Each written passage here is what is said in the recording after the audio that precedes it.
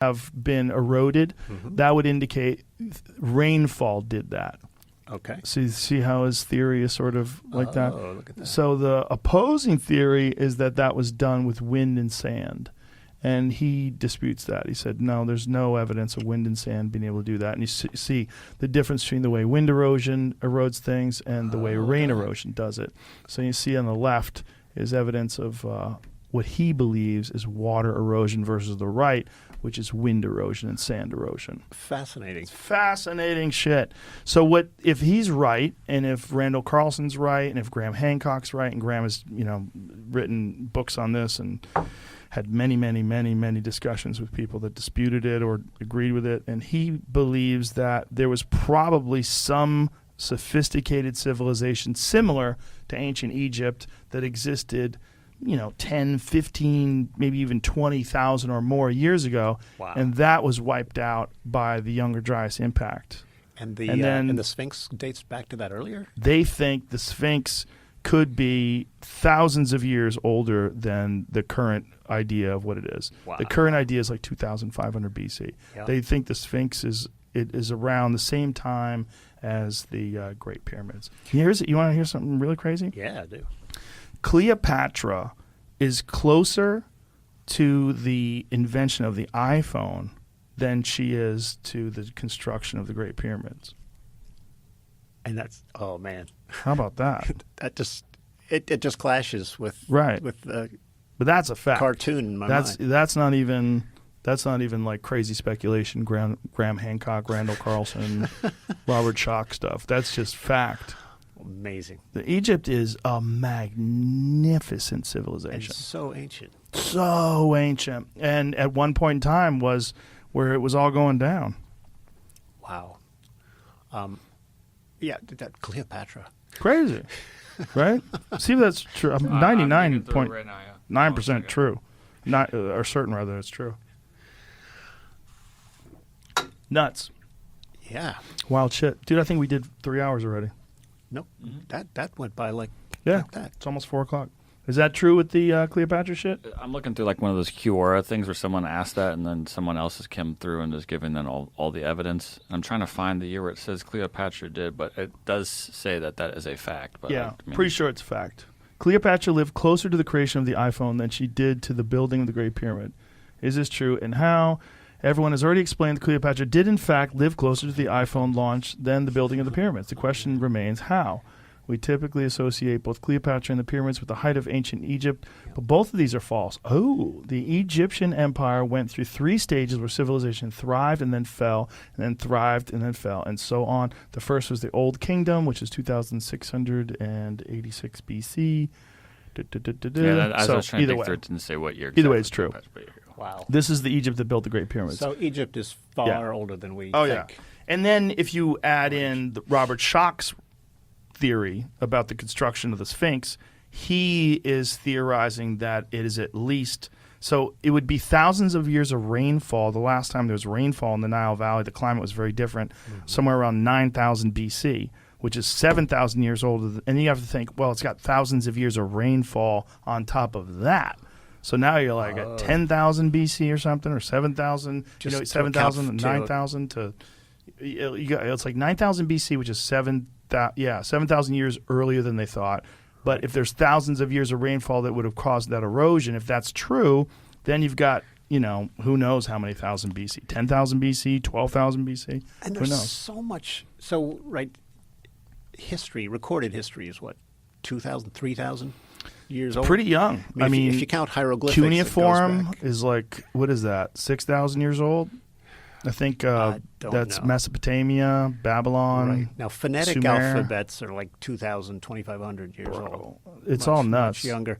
And wow, but the way in which archaeologists and stuff are opening our eyes to the deep past is just fascinating. It's amazing. And what's really crazy is that's not that long ago. That's what's really crazy. I mean, phonetic languages several thousand years ago, several thousand years is nothing. Yeah. Well, let's see. We supposedly diverged from our common ancestor with the chimpanzees about 7 million years ago. And Homo sapiens, as opposed to some of the other Homo species that have since died out, It's just emerged, in the last 200,000, maybe possibly 400,000 years? It's nothing. Yeah. It's crazy. This is what I used to have this bit about the creation of the United States. People think it was a long time ago, 1776, so long ago. Like, people live to be 100 years old, right? That's 3 people ago. Wow. Actually, I think I misspoke a minute ago. The Homo sapiens emerged closer to 70,000 years ago. It's Homo heidelbergensis and some others that go back to that's even 400,000. crazier. Yeah. So I mentioned Socrates a few times. 2,400 years ago, that's almost exactly 100 generations. Yeah. I mean, it only took 100 generations to go back to basically the beginning of my discipline, philosophy, as we understand it in the West. Just 100 generations. That's it. Nuts. That's so recent.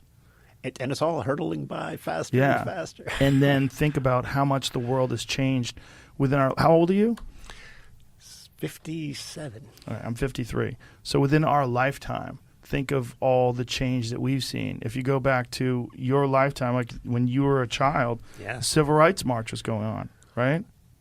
My mother was pregnant with me in the days leading up to Martin Luther King's I Have a Dream speech. Wow. She wanted to go, but because she couldn't go because of me. You fucked it up for her. I fucked it up for her. My dad got to go, and I was born 5 days after the I Have a Dream speech. That's crazy.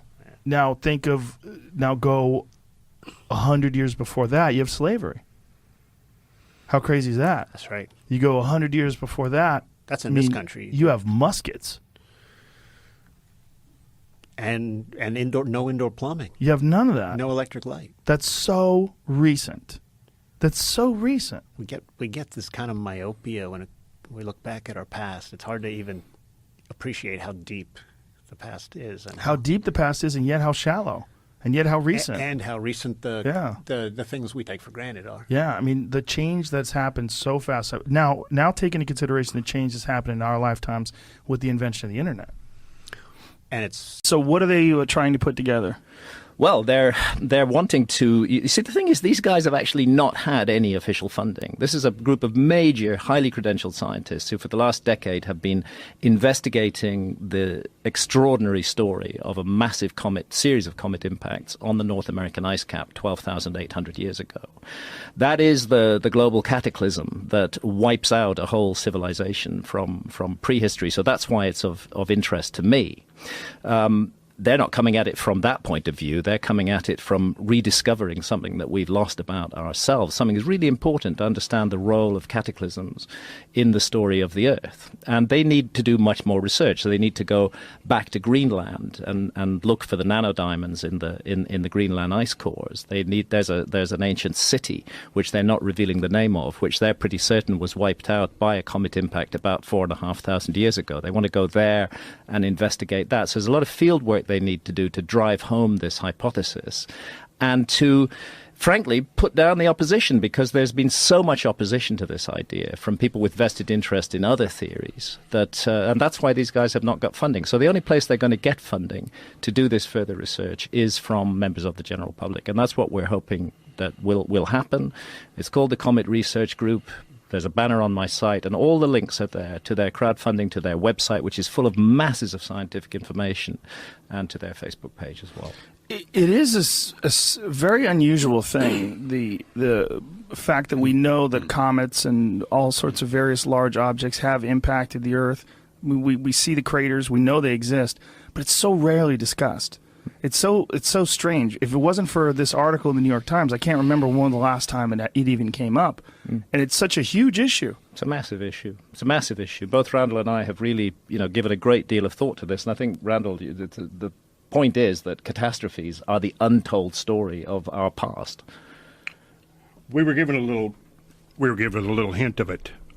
February of 2013, Chelyabinsk, Siberia. Remember the event? Yeah. Now, that was just a little cosmic speck.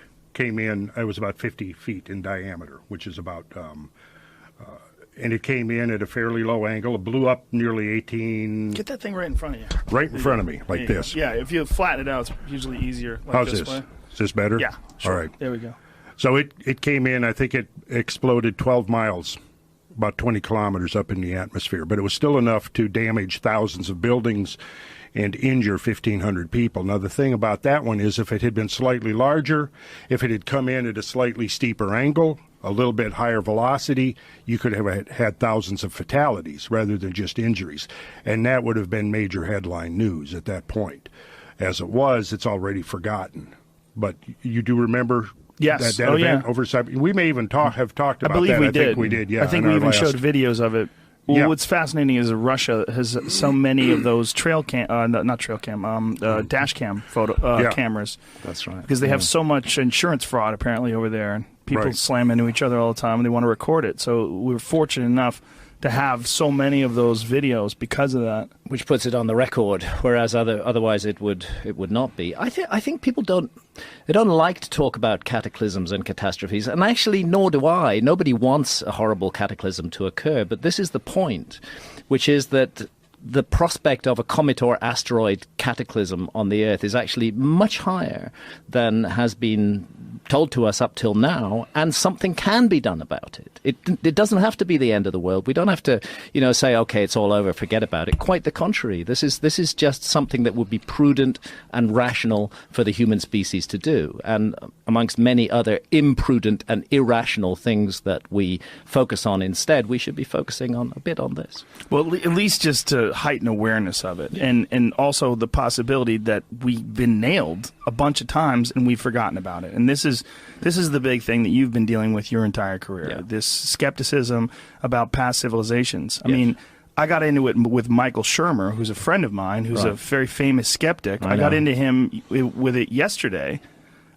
Because I posted that you were going to be on, and he started chirping something about civilizations 12,000 years ago. Where's the evidence? I'm like, dude, you're saying this, and you don't even know about Göbekli Tepe. So I sent him Göbekli Tepe, and literally like 5 hours later, he wrote something claiming that, well, that was made by hunter-gatherers. It was all just really to sort of suit his narrative. See, but he doesn't know that. No one knows that. Nobody knows that. They're so determined to keep the existing Exactly. model. And when new evidence comes in which can't be explained by the existing model, they just try to explain away the new evidence and not think maybe it's time to change our theory. This is the unfortunate thing. But cataclysms, a global cataclysm, the massive event that happened 12,800 years ago, the Younger Dryas impacts, which were a series of comet impacts on the North American ice cap. This accounts for why we don't have a lot of evidence, hard evidence of a 12,000 plus year old civilization, because it went down in that catastrophe. It was wiped out.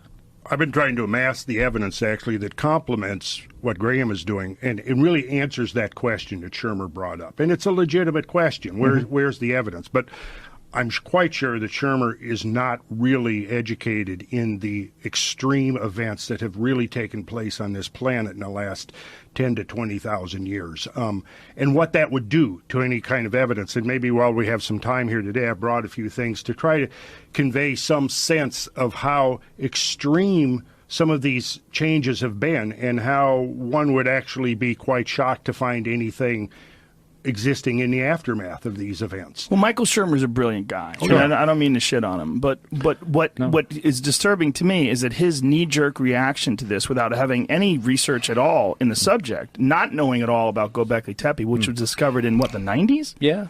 96. So this is, to me, this is something that I've looked at because of you guys in great depth. When I read your book, I was just completely enthralled with this idea of history having some sort of or rise and fall and civilization having these resets. So I've been absorbed in it for a long time. But what's fascinating to me is people that consider themselves to be skeptical he's a skeptic professionally. Sure. But many people who question anything that's outside of what they've been told, as soon as they hear any sort of a theory outside of what they've been told, they immediately call quackery. Absolutely. But it's a weird knee-jerk reaction to something, especially when you talk about asteroids, that is a very real part of our past. Yeah. We have a ton of evidence. I mean, there's actual craters that you can look at on Earth.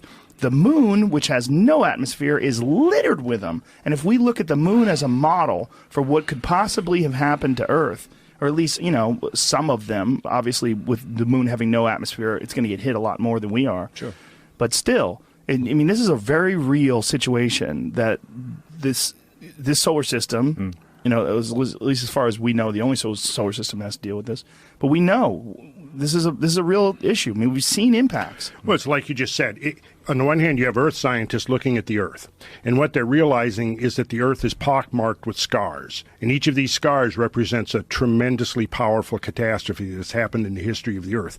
Now, that's accepted by mainstream science, that major catastrophes have happened in the history of the Earth. But where this thing now is about to come full circle is the recognition that these kinds of catastrophes have also influenced the rise and fall of civilization, and a lot more extremely than has been recognized up to this point. And while geologists and earth scientists are looking at the surface of the Earth and realizing that etched into the surface of the Earth or imprinted into the surface of the Earth are hundreds of scars, of which undoubtedly are only a small percentage of the total that exist, at the same time, astronomers are looking out into near-Earth space and discovering that we cohabit space with a lot of stuff. It's not as empty as we thought. And just within the last 6 or 7 weeks, we've had 2 close flybys. And of previously undiscovered asteroids. This is the point, because NASA keeps saying, well, we've counted 1,650 asteroids and none of them are going to hit the Earth in the next 100 years. Well, yeah, that's true. But what about all the ones they haven't counted, which are estimated to run into hundreds of thousands and which haven't been seen yet? And what happens is we see them roughly 10 days before they pass the Earth. That is not enough time to do anything about them. But we have time if we're prepared to be rational and reasonable as a civilization to take care of this issue. Now, when you're dealing with hundreds of thousands of near-Earth objects that are flying around, like what are the things that could be done to protect Earth?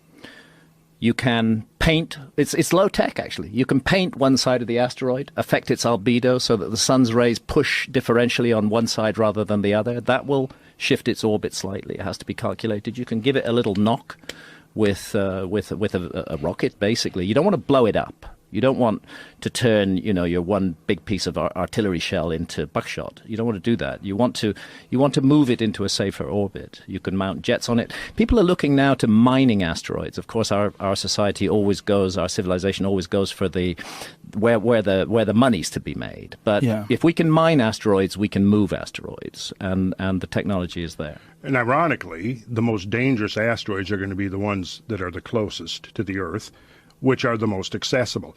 And the asteroids pretty much have unbelievable amounts of resources on them. I mean, pretty much everything that is being mined on the Earth can be found in asteroids, from the hydrocarbons to precious metals to all of these things.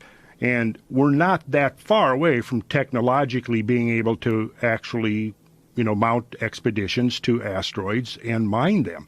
And that's the solution I kind of prefer, because again, these things are tremendous sources of all kinds of things that would be usable to an expanding civilization, and we could feasibly, within a decade or two, be mining asteroids. And again, the ones that are the easiest to access are also going to be the ones that are more dangerous, because they're the ones that are coming the closest to the Earth.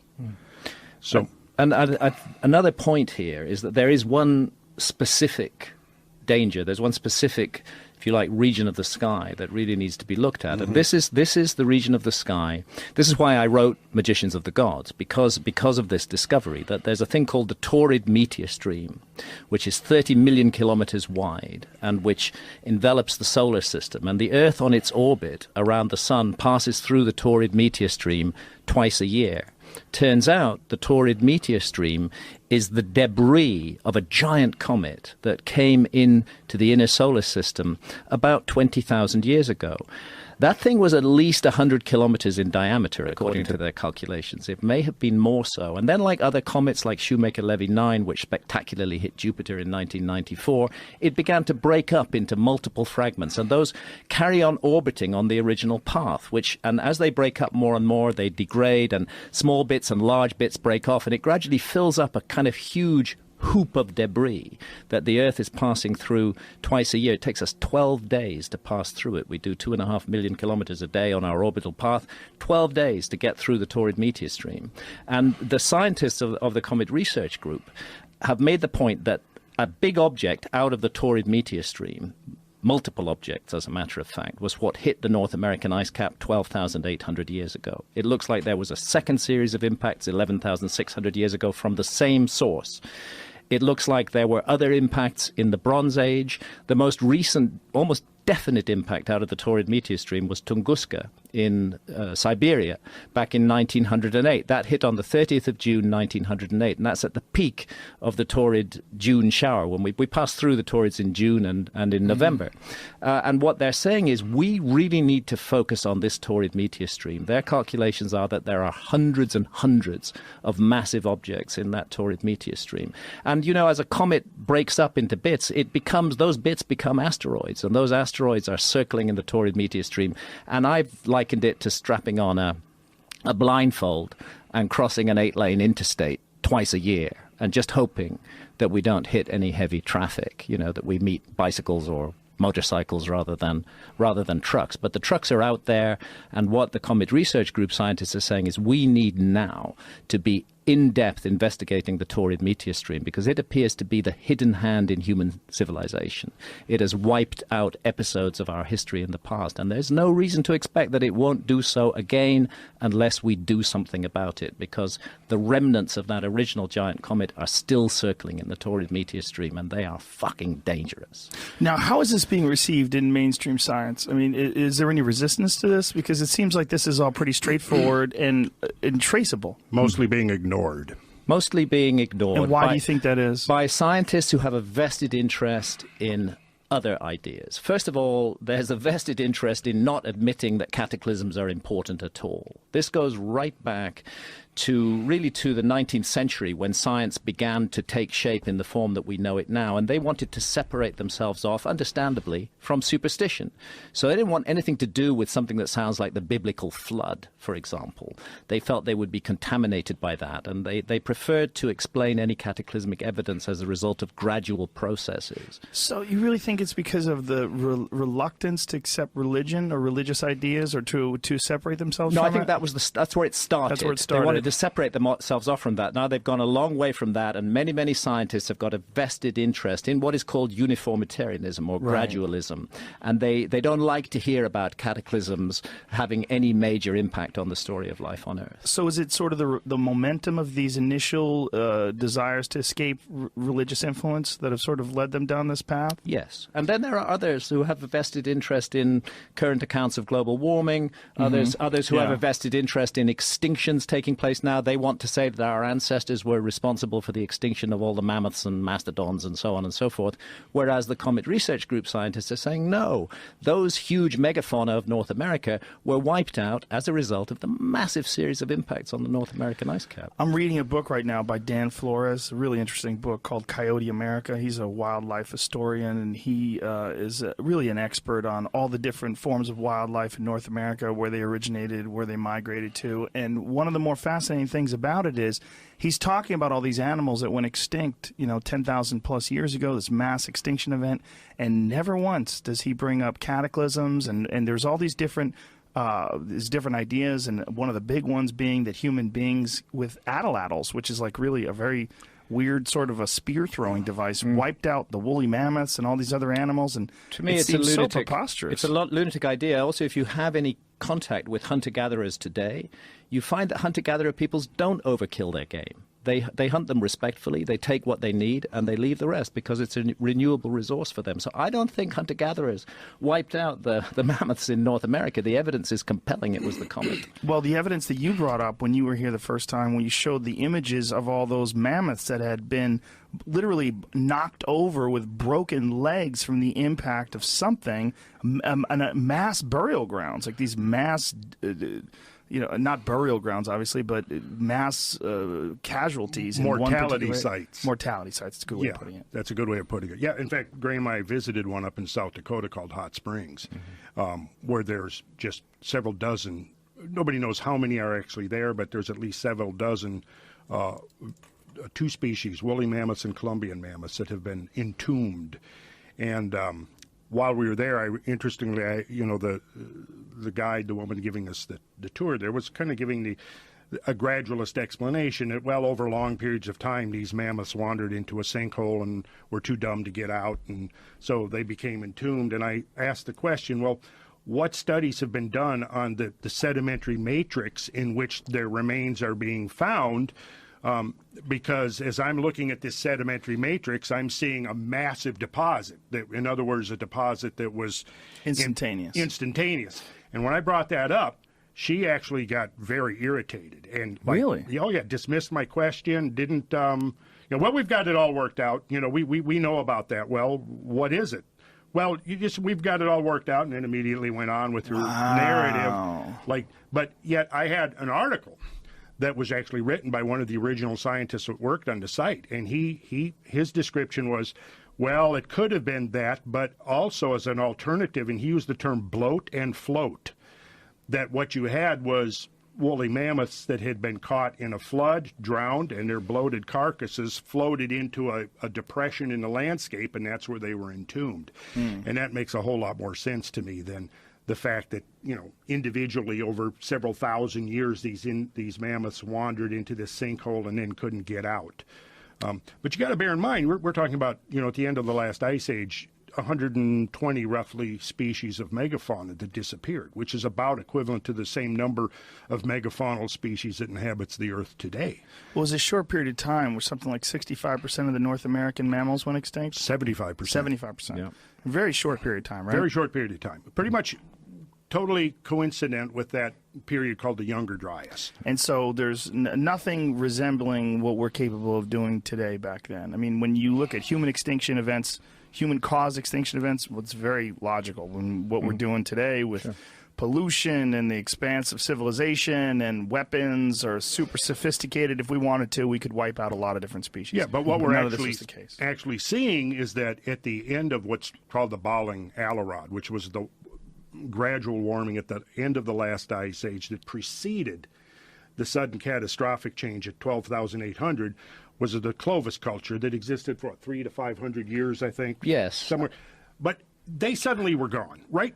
Exactly simultaneous with the mammoths. And then there are interesting studies that coming out now showing that at least continental-wide, there was apparently a major human population crash exactly coincident with the megafaunal extinctions, because you had quarries that had been mined for centuries that are suddenly abandoned. You have campsites that had been that had generations of debris and toolkits accumulating and so on, debris from the fluting of the spear points and so on, that are suddenly abandoned. Right? So the evidence actually suggests that the human population crashed, which would certainly imply that they would have been far less capable of wiping out all of these species of megafauna. Also, the studies of their diet and their life ways suggest that they were quite diverse. They were hunter-gatherers, and they focused mostly on small game. They ate a lot of fish, a lot of shellfish. They gathered food. And why would they go after the biggest, most dangerous animal, in the whole array of animals, and with incredible efficiency hunt them to extinction in 100 years? It doesn't make sense. No, it makes no sense at all. It seems pretty silly.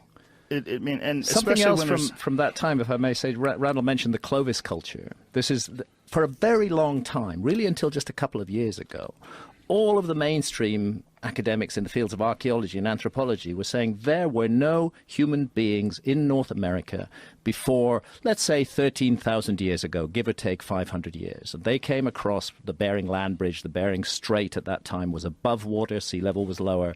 They entered the Americas. Then they weren't hit there before. Now, in the last 2 to 3 years, there's just been a whole raft of new scientific research, and no scientist today is prepared to defend the Clovis model anymore. It's accepted, of course, that there have been human beings in America for 50,000, 60,000 years, and there's weird genetic links. Like, for example, there's a trace that connects Aboriginal Australians with North Americans. They had a common ancestor. It's a very peculiar thing that's going on. And so what happens is that actually these scientific models, which constrain and restrict research for so long, do get overthrown. And that Clovis model is being overthrown. And what the missing piece of the puzzle, I think, for everybody working in this field is the cataclysm, the comet, what happened between 12,800 and 11,600 years ago, which changed everything. Is it bizarre to you guys or frustrating in any way that this is not a mainstream idea? This is very much fringe, but yet it's not something that we don't have any evidence about. Whenever I put out a book,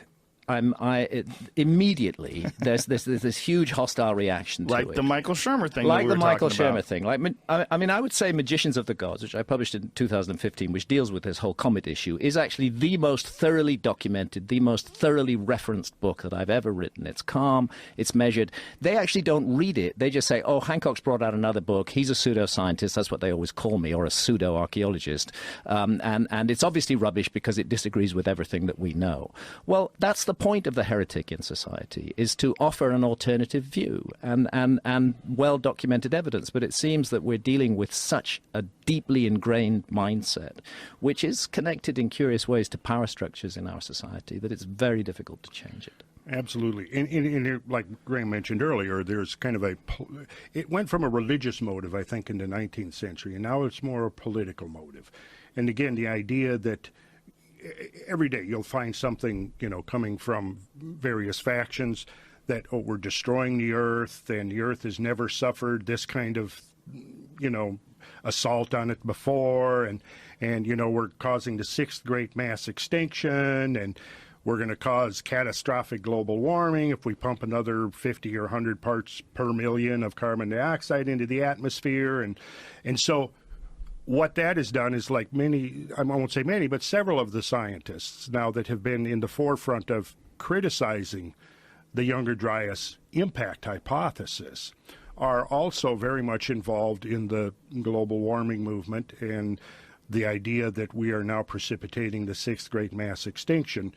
Having looked now at mass extinctions and been really an obsession of mine for about 30 years now, I've looked at everything from the Cretaceous Tertiary to the Permian Triassic, right on down the line to the most recent one, which to me is really in some ways the most interesting, because the most recent mass extinction that we're talking about is the one that took place while we humans were a part of the story. And between 12,800 and 11,600 years ago, the Younger Dryas. Yes, the Younger Dryas, which is still an unexplained climate anomaly that happened. And I mentioned this, I think, in previous broadcasts, that, what you had this spasm of extreme warming followed by rapid shifting into extreme cold, literally within a matter of a few years. And we're talking about climate changes that are up to 15 degrees Fahrenheit within perhaps 1 to 5 years, which utterly dwarfs anything that we've experienced since the Industrial Revolution began. And we still don't really understand. And that's why this research is so important, because now we understand that there was something cosmic that happened. It's left its imprint in the landscape over, 4 continents, 5 continents now? Yeah, over 50 million square kilometers of the Earth's surface. Just a giant debris field there's stuff that is only produced by massive impacts. These things come in at 70,000 miles an hour. And, if they have any diameter at all, if they're 100 meters or more in diameter, they are going to hit the Earth really hard. They're not going to burn up in the atmosphere.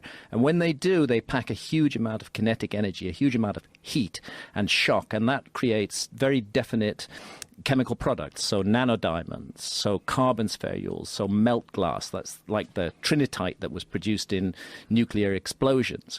All of these, when they're all found together in the same layer of soil, and when you can put a date on that layer of soil, and when it's all over the world, there's only one thing can explain them: a massive cosmic impact. I don't understand why this is controversial. I really don't. I mean, I do. I understand it, because I know that once people start teaching things, and once people start doing lectures and giving speeches, they want to stick to their guns, and they want to somehow or another avoid anything that's going to contradict what they've been espousing for so long. This is a game changer. This information, it changes everything. It changes the way we've looked at our past. It changes the whole story of archaeology, and it changes the way we're going to look at the future. And I think that people in academia are reluctant to embrace that change, and they're afraid of being called pseudoscientists, because there's a whole lobby of skeptics who use this word pseudoscientist or pseudo-archaeologist as an instant dismissal of other ideas. And those who are in the profession, they don't want to get tarred with that brush. They want to keep themselves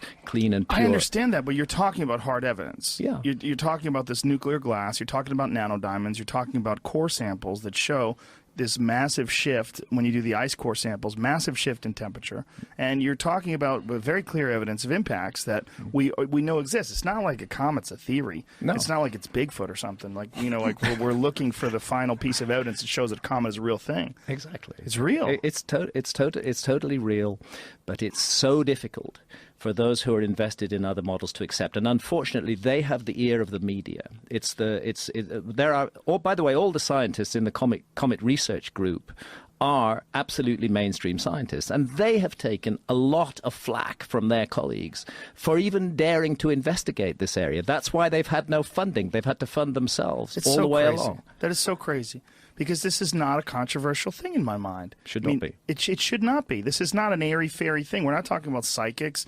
We're not talking about UFOs. We're talking about something we know exists. Yeah. So to bury your head in the sand over something like this seems to me Vested so interest. preposterous. Vested interest. Right now, NASA is spending the equivalent of one attack helicopter a year on investigating the comet and asteroid danger. $50 million a year. That's not that much. It's peanuts. It's a minuscule sum.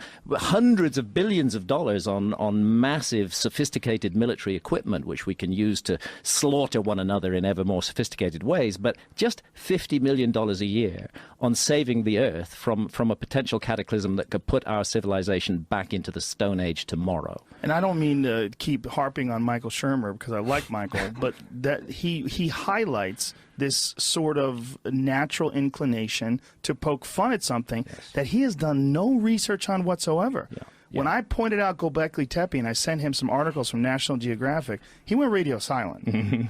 I mean, because he should know about it. He should. It's astonishing the For number sure, of people without mocking it. Yeah. I mean, if you're going to mock it, you should actually know what you're mocking. Yeah. And to say that Göbekli Tepe was created by hunter-gatherers, well, I'm sorry, that's just a theory. That's not a fact. It doesn't seem very you have a reasonable sophisticated site with astronomical alignments, with hundreds and hundreds of megalithic pillars weighing up to 20 tons each, the world's first perfectly aligned north-south building, which you can only do with astronomy.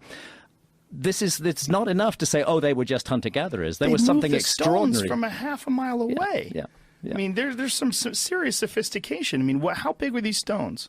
Well, the biggest one actually is still in the quarry. They left it because it had a fault in it. They clearly intended to move it. 50 tons. You're looking at 20-foot high objects, and then it's the putting together of them. See, here's the problem. Hunter-gatherer societies are not the kinds of societies that produce large-scale fixed monuments. Why? Because they don't generate a surplus. You can't pay for somebody to become an architect and for of those times, somebody to become an astronomer. You're busy hunting and gathering, and that's what you do.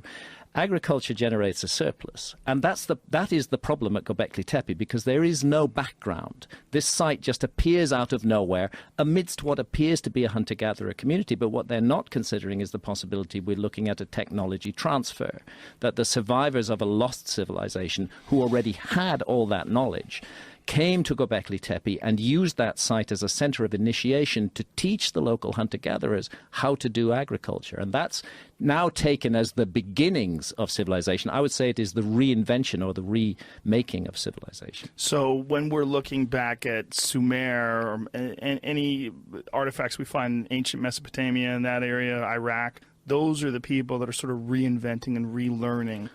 Well, that's the thing. Actually, when we talk of Mesopotamia, which means between two rivers, the Tigris and the Euphrates, Göbekli Tepe is sitting right there in the headwaters between the Tigris and the Euphrates. And we cannot separate that from the later cultures that enter history 5,000, 6,000 years ago. They're part of the lineage that descended from Göbekli Tepe times. And what's fascinating about Göbekli Tepe is the way it doesn't fit, the way there's no background to it, that you would expect to see them practicing, learning architectural skills. The oldest stuff should be the worst, and as they carry on, it gets better. That site ran for 1,000 years. The best stuff is the oldest. 1,000 years later, what they were producing wasn't so good. This is a real anomaly, and it needs to be investigated, not mocked by skeptics, but actually explored to consider maybe this does rock the whole paradigm. And it's kind of ironic that in their desire to get away from the ancient myths and tales in the Bible, they've ignored those ancient myths and tales which all talk about cataclysms. Well, part of our modern psychology is to imagine that we are somehow so far advanced from our predecessors that we now represent the pinnacle of civilization, and anything that preceded us has to be looked upon almost as, as if the workings of children. It requires a major psychological shift to admit or accept that our ancestors may have been far, far more sophisticated than we had imagined in our 19th century models, which basically still dominate thinking today. And, in Graham's book, he devotes several chapters to the story of one 20th century heretic, J. Harlan Bretz. And his story, to me, kind of encapsulates the whole process of forcing this paradigm shift. And for years, he was out there exploring this evidence that there had been this tremendous flooding in Washington state. And all of his critics were dismissive without ever even going out and looking at the evidence firsthand in the field. But what he did was he stuck to his guns for 3 decades and continued to amass evidence to the point where they just couldn't dismiss it anymore. And finally, a group of them went out and began to explore the landscapes for themselves. And one of the leaders, I think you talked about it in your book, James Galooly, who was sort of the leader of the skeptic faction that had set out, their sole purpose was to discredit and lay this whole flood heresy to rest once and for all. But he went out in the field, and they spent about 8 days in the field where he's seeing this evidence for himself over and over again. And when you look at just one piece of it, you might be able to say, okay, there's all other explanations for that. But what happens is when you get multiple lines of evidence all converging, and there's no way to individually explain away each one of those things other than just saying, oh, well, it's all coincidence. This James Galooly was honest enough so that after a week out there, they were at a place called Palouse Falls in southern Washington, which was one of these areas where these tremendous inland tsunamis swept across the land. And I actually just visited there about 8 weeks ago when I took a group of people out there and took them to Palouse Falls to show them right on the spot where James Galooly was standing when he finally had his epiphany. Do you have any images of that you brought with us? I have images. I can dig them up here. Yeah, okay. I sure do. Yeah, I've got some really interesting images to show you, which relates, because, see, this flooding stuff relates directly to the idea of the impact. And we can get into a little bit of that, explaining how these parallel lines of evidence are now converging. But the interesting thing about Galooly was that in the descriptions of the trip, he wandered off by himself for a long time, away from the group, and was standing there looking at this massive cataract with 400-foot cliffs and this little tiny ribbon of water flowing over it and this huge canyon below it and these big boulders. And he'd seen, for a whole week, he'd been seeing this stuff. And it finally got to the point where it was undeniable. And he walked back to the group, and the words out of his mouth verbatim were, "How could I have been so wrong?" And he finally admitted. And that was like a turning point. And now, and again, Graham describes this very effectively in the book, how in a way the flooding phenomena was hijacked and then placed within this more gradualistic context to avoid the fact that it was something so anomalous and such a departure from our modern experience that we had to look outside of our modern experience to find an explanation. What they wanted to do was find something within our modern experience, and this is the cornerstone of the uniformitarian approach, is that we look for a modern example and then we extrapolate backwards from that. And so what they did was they saw, well, in the modern world, we have proglacial lakes, that form in front of glaciers, and sometimes these proglacial lakes might be held in by an ice dam or another glacier. These ice dams will give away, and they will cause pretty catastrophic flooding. They're very common up in Iceland because you've got several volcanoes under the Icelandic ice sheets, and up there they use the term jökulhlaups to describe these outburst floods. But here's the thing. When you look at the modern versions of it, you basically are looking at floods that are less than 1,000th of one single flow from these floods we're talking about that happened, 12 and 13,000 years ago. 1,000th. Less than 1,000th less than 1,000th in peak discharge and in total volume. And so it has been admitted in several places. I've extracted the quotes saying, well, we do admit that this is a major extrapolation upwards, but never mind. Yeah. You know, Never mind. It's so disturbing to me. See, Harlan Bretz, for 30 years, was walking the walk in the Channel Scablands, and what he saw was evidence for, as he called it, a humongous flood, which actually rose and fell within 3 weeks. And he went through decades of being put aside by his colleagues, insulted, they mocked him, they laughed at him, just as the skeptics do today. But gradually the evidence began to mount, and they couldn't deny it anymore, that there had been flooding. And actually, eventually, they gave J. Harlan Bretz, the Penrose Medal, which is the ultimate, the ultimate bestowal of geology in America. He got the accolade. And he said at that, he was more than 90 years old at that time, and he said at that time, he said, all my enemies are dead, so I have no one left to gloat over. But the point is, in a way, there was nothing to gloat about, because what they did was they separated him from his central idea. Instead of accepting that there had been one huge flood, and that was always his view, they said, oh, there must have been 70 or 80 floods that caused all this damage. And that's what we are seriously challenging right now. It's so ironic in a way that the human desire for knowledge is what has led us to where we are today. We have this insatiable desire for knowledge and for innovation, but that same human desire to achieve is also what's the ego is responsible for that. And the ego blocks anything that's contrary to what you've already established as fact. Exactly. As soon as you see something that might throw a monkey wrench into the gears of what you've been teaching and practicing your whole life, and I know that you've gone through this with Egypt, your whole issue with the Sphinx, and with Dr. Schock and John Anthony West, who was on the podcast last month. John was with you just recently. Yeah, he's amazing. By the way, I'm going to be doing an event in New York with John Anthony West. When? On the 29th of November. Where? It's linked on my website. Okay. The details are on the Talks and Events page. It's in some church somewhere, but I'm going to give a presentation, and then I'm going to interview John live on stage. First time I've ever done that. I'm kind of podcasting in a way. He's such a character. He's an amazing I love man, that dude. And Magical Egypt is, I think, one of the most important things that anybody could ever watch. Yeah. I think that DVD series is just insane. It's so spectacular and so fantastic. And next to going to Egypt, which I haven't done, I think that's probably the second best thing. You bet. Yeah.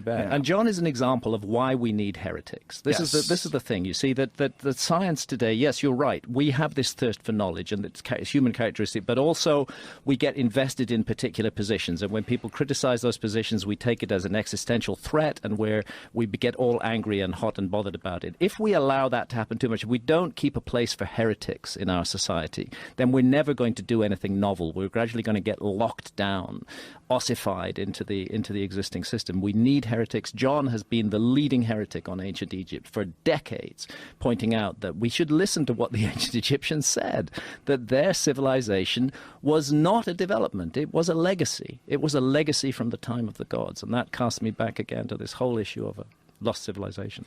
Now, when Göbekli Tepe was discovered, it vindicated you in so many ways. But what are the possibilities, if any, of more of these sites being explored and exposed? I mean, are there more that people are looking at right now? Are there any that are under the radar? Just a year ago, at the bottom of the Sicily Channel, at a depth of more than 120 feet, it's been underwater for at least 9,000 years, is a huge megalithic site.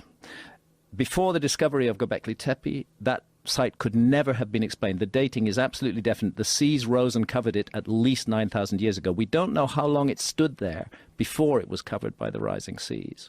But there it sits underwater, and I think underwater discoveries are, and I've had a part to play in this over the years, are one of the ways forward. We need to look at those areas because there was a 400-foot rise in sea level at the end of the Ice Age. You're looking at the amount of land that would be put together in, say, Europe and China, added together. That amount of land was swallowed by those rising seas.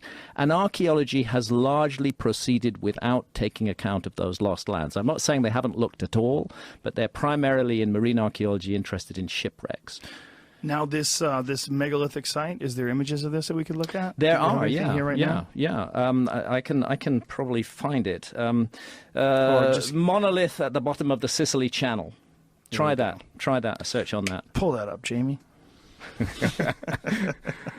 Yeah. But so what does this look like? Has this been clearly established that this actually is the work of man? This is not some sort of a yardang or something? Of course, there's dispute. Right, of course. But the mainstream is not going to just accept this overnight. But again, it's mainstream scientists who found it. They're absolutely certain that they're dealing with a man-made site. There are holes drilled through these megaliths. One of them is very, very large. There's a series of other megaliths round about. It's not a natural thing.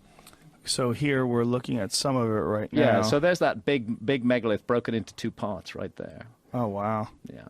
And this we can say, often with archaeological sites, the problem is dating them. Mm-hmm. You know, for example, there are incredible megalithic temples all over the island of Malta, not far away from this place. Incredible megalithic temples. But they can't date the stone directly. They have to date organic material associated with the stone, and that can give them misleadingly young dates. In a case of a site that's been covered by sea level rise, there can be no argument. Nobody went down there and built that 9,000 years ago. Right. It had to be built before the seas rose, and that puts a minimum age on it of 9,000 years. What are the best images that we can look at? Because right now I'm just seeing rocks. It's very difficult because I'm looking at something very two-dimensional. And I'm afraid that's all you're going to see. Those are the best images of it that exist. Go to the scuba diver one right above that. That's in Yonaguni. Different one. That's not in the Sicily Channel. So, what are the biggest pieces down there? Is it this right here? Is this what you're? Yeah, that big thing there. It's about 30 feet long, I think. And is it what leads you to believe that this is man-made? The scientists who worked on it, the fact that there are holes drilled through the stone, the fact that you can go to neighboring areas like Armenia and find really very ancient megalithic sites where they have exactly the same kind of holes drilled through the stones. And the holes seem to have been used for astronomical sightings. Now, this site's a mess. It's been knocked over by the sea. It's fallen down. But we're seeing the same thing, big megaliths with holes drilled through them. And you're also dealing with 9,000 plus years of erosion and barnacle growth and all that stuff. All of that. And the ocean is a difficult place to work, you know. It's very, it's not easy. Visibility can be bad. You're dealing with currents. There's all kinds of problems. But this is an important discovery. Cameron and his crazy little submarine. Bring in James Cameron. Yeah. Well, I spent 7 years scuba diving all around the world looking at this stuff, and it's pretty convincing in my view. Well, it does make sense that if we do know for a fact, and we do, that the sea level rose dramatically at the end of the Ice Age, it makes sense that some things would be buried under the water. Mm-hmm. Well, and during the Ice Age, whatever, you don't have to talk about advanced civilizations or anything, but during the Ice Age, living on the coastlines and establishing your villages, communities, and everything on the coastlines would have been probably one of the most benign places to get, because for one thing, you're down near sea, the sea level, the presence of the seas is going to, smooth out the climate and so forth. So, you're going to have probably most cultural development during the Ice Age is going to be close to the sea. So it's going to be underwater now, just like Graham was talking about.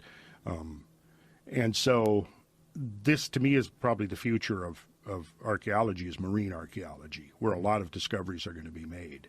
And in that particular thing, I mean, there's a lot of megalithic structures around the world that if you set that thing up like this and put those sighting holes through it, would look precisely like, scrape the barnacles off of it, and no one's saying, oh, it's proven.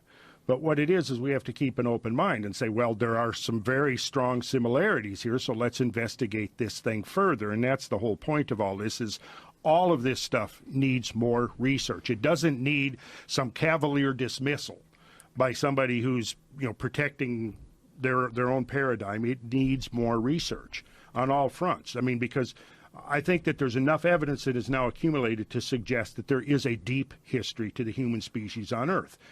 And we're just beginning to really appreciate how much deeper it really is than the conventional models of history. And rather than just waving an arm and dismissing this...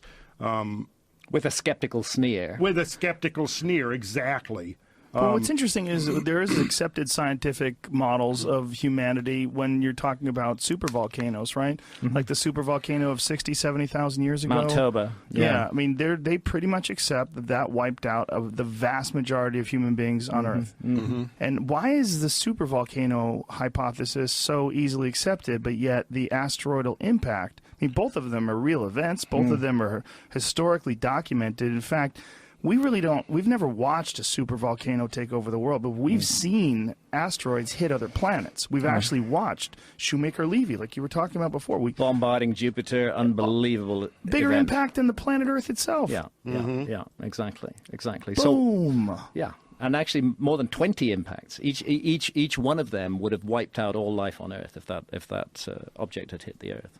Yeah, so it's a very Strange. another thing we were talking about underwater structures, but let's also consider the possibility, and again, John Anthony West's work is important here. Let's also consider the possibility that we have misidentified a number of structures that are standing in plain view, like the Great Sphinx.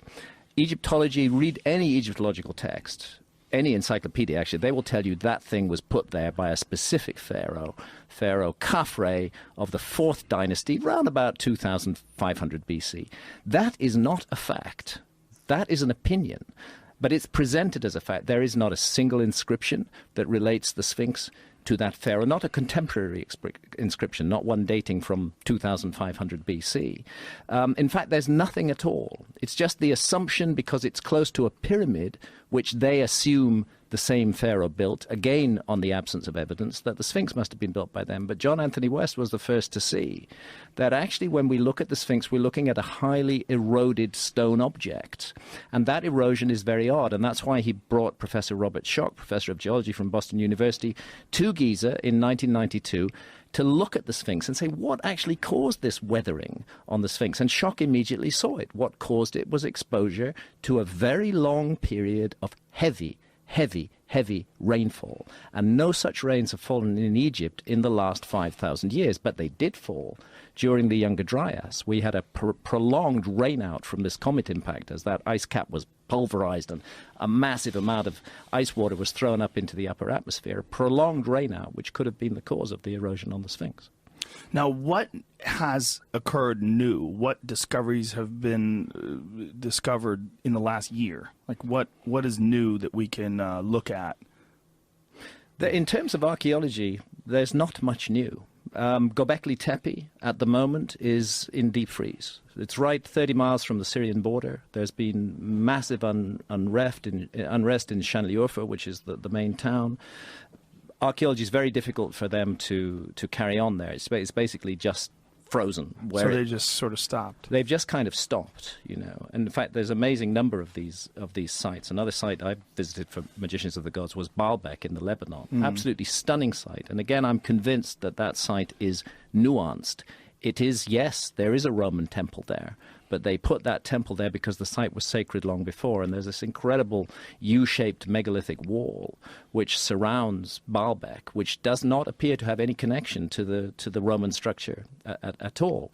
Again, that's an area which is subject to tremendous unrest and difficulty, and it's difficult for archaeologists to proceed. But just in 2014, they made a huge new discovery at Baalbek of a buried block which weighs 1,460 tons, which was sitting there on the site. They've been working that site for 100 years. They only found it in 2014. Wow, 1,000 tons. 1,460 tons. Is that 2 million pounds? Is that what that is? I don't know. Maybe How does that Randall's work? math is better than mine in converting it into Well, pounds. 1 ton Well, times is 2,000 pounds. Yeah. 2,000 pounds to a ton, to an imperial ton. So, whatever, add 3 zeros on it, double it, and add 3 zeros on it. It's a horrendous amount of pounds. Put it that way. It's the single largest block of stone ever cut and quarried in the ancient world. And they found this just in 2014. They found it in 2014. Now, there's another big one right beside it, which has been in plain view for about the last 100 years. And it's astonishing to me that this one, which is just below it, was covered by sediment. That You they have an didn't actual discover it. calculator? You might be the only person left. I never go anywhere without my You calculator, have a real Joe. calculator. Uh-huh. Nobody has one of those. We were just talking about that yesterday. You're like, who the fuck It's buys not an calculators? iPhone. I It's an do. actual calculator. I'm the last guy on Earth to carry one of these. Wow. So Baalbek was also the site of, there's many monoliths that have been discovered there, and it's a really fascinating site that many people have sort of overlooked when you talk about ancient structures from the past. Absolutely. I have to resist. I've got nothing against aliens, but I don't need aliens to explain these things. I think a much leaner and more elegant explanation for these huge archaeological anomalies is a lost human civilization. Much better. Yeah. That's been the case that I've been making for for 25 years. I think the alien thing is a bit of a distraction. Of course there's aliens. Of course the universe is full of life. But the ancient archaeological sites are not good evidence for that idea. They're very, unless you massage the evidence a lot, they're not good evidence. So I think we are dealing with a lost human civilization. And at Baalbek, 20 feet above the ground, we have 3 blocks of stone joined so closely together that you can't get an edge of a sheet of paper between them. Each one weighs more than 900 tons, and they are 20 feet above the ground. It's a stunning achievement. It's just absolutely astonishing. How on earth did they do that? And how does mainstream archaeology deal with that? They say, the Romans built it all. Ah, the Romans. Yeah, the Romans did it.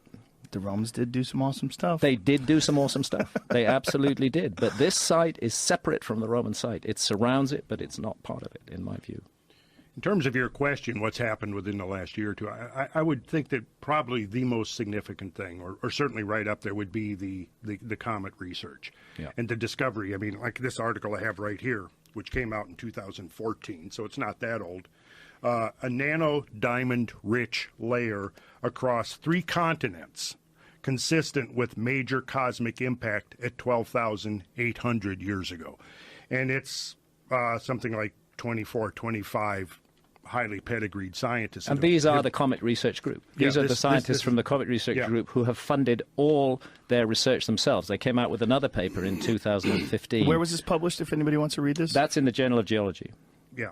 But then there's the Proceedings of the National Academy of Sciences, host a lot of their work as well. And the Proceedings of the National Academy of Sciences get into trouble for hosting their work, but they feel it's important, so they keep on hosting it. This is so spectacularly confusing to me, because that's rock-solid science. Yeah. I mean, this is evidence. This is actually, you can weigh this stuff. You can measure it. You could run tests on it and find out what its components are.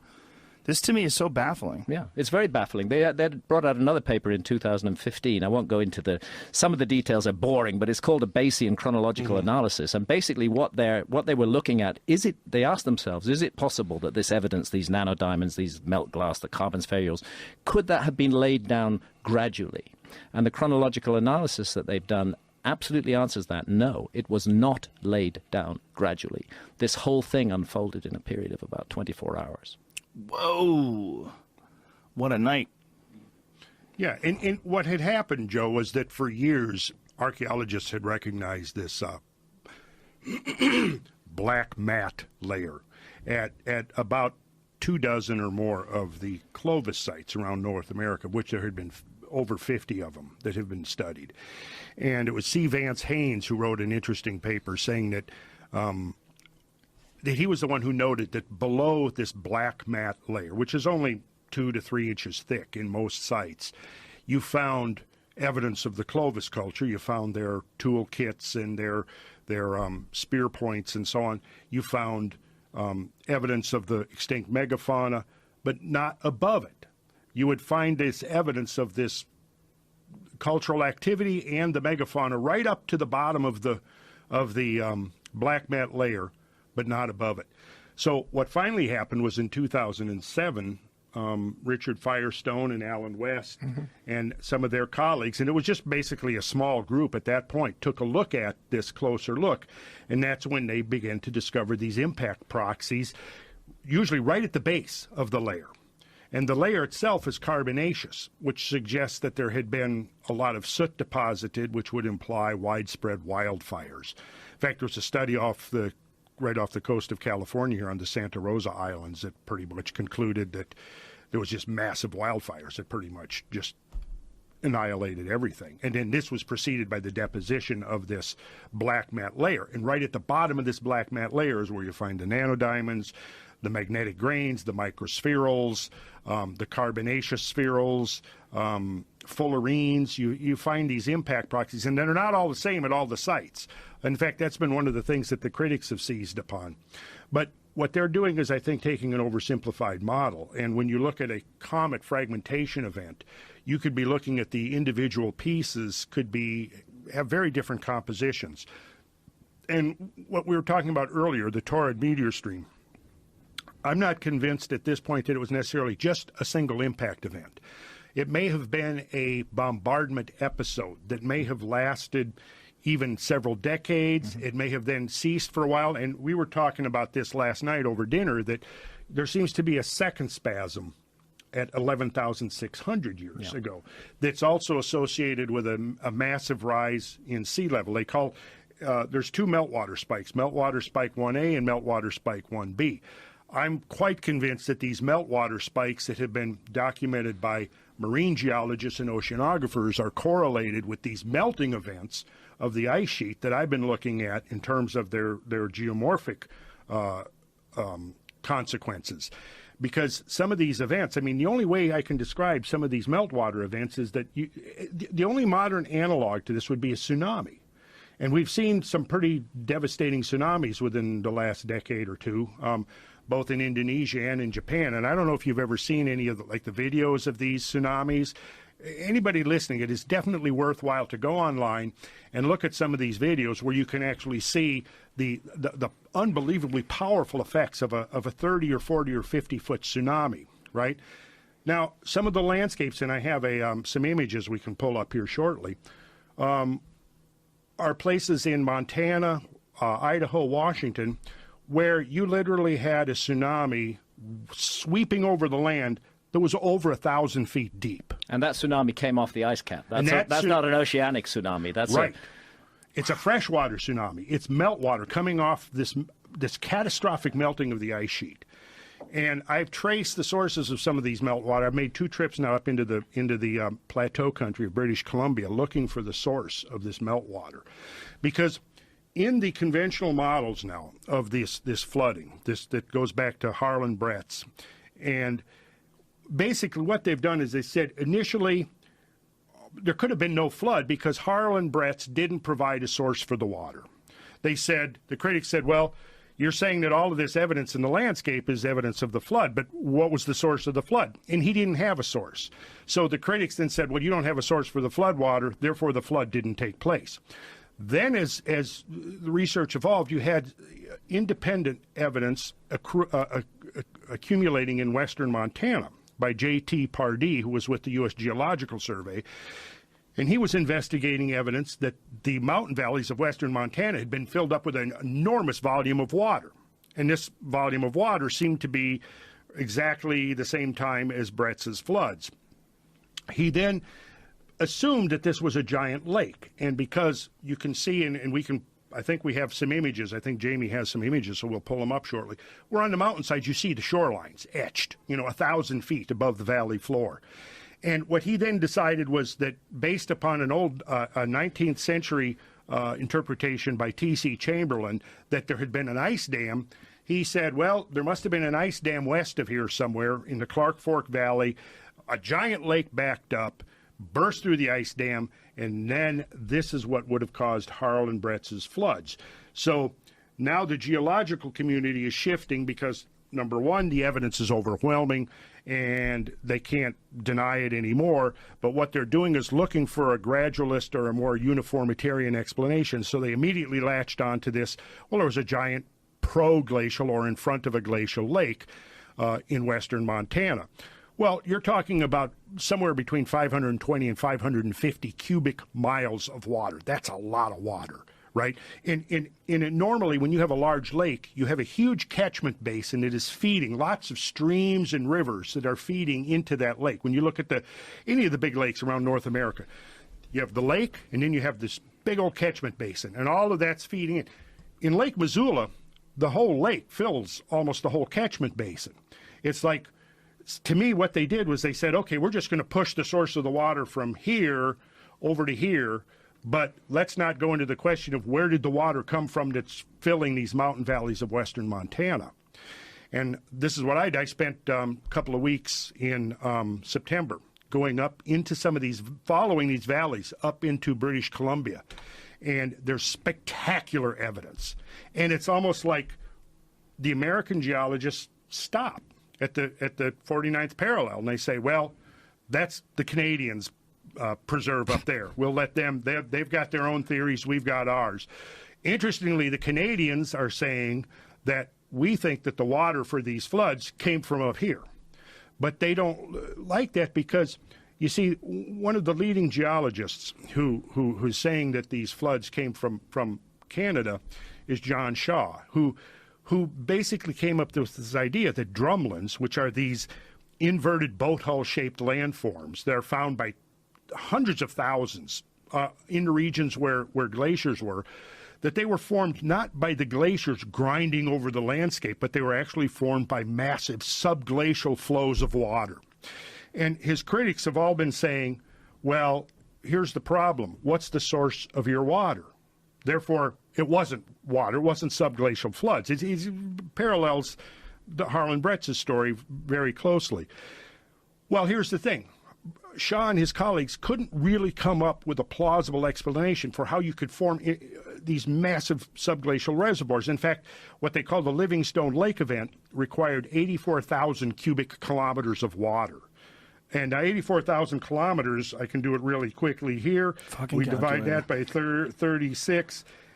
That's about 2,300 cubic miles of water. That's more than all of the Great Lakes combined, vastly bigger than all of the Great Lakes combined. It's probably every lake in North America combined.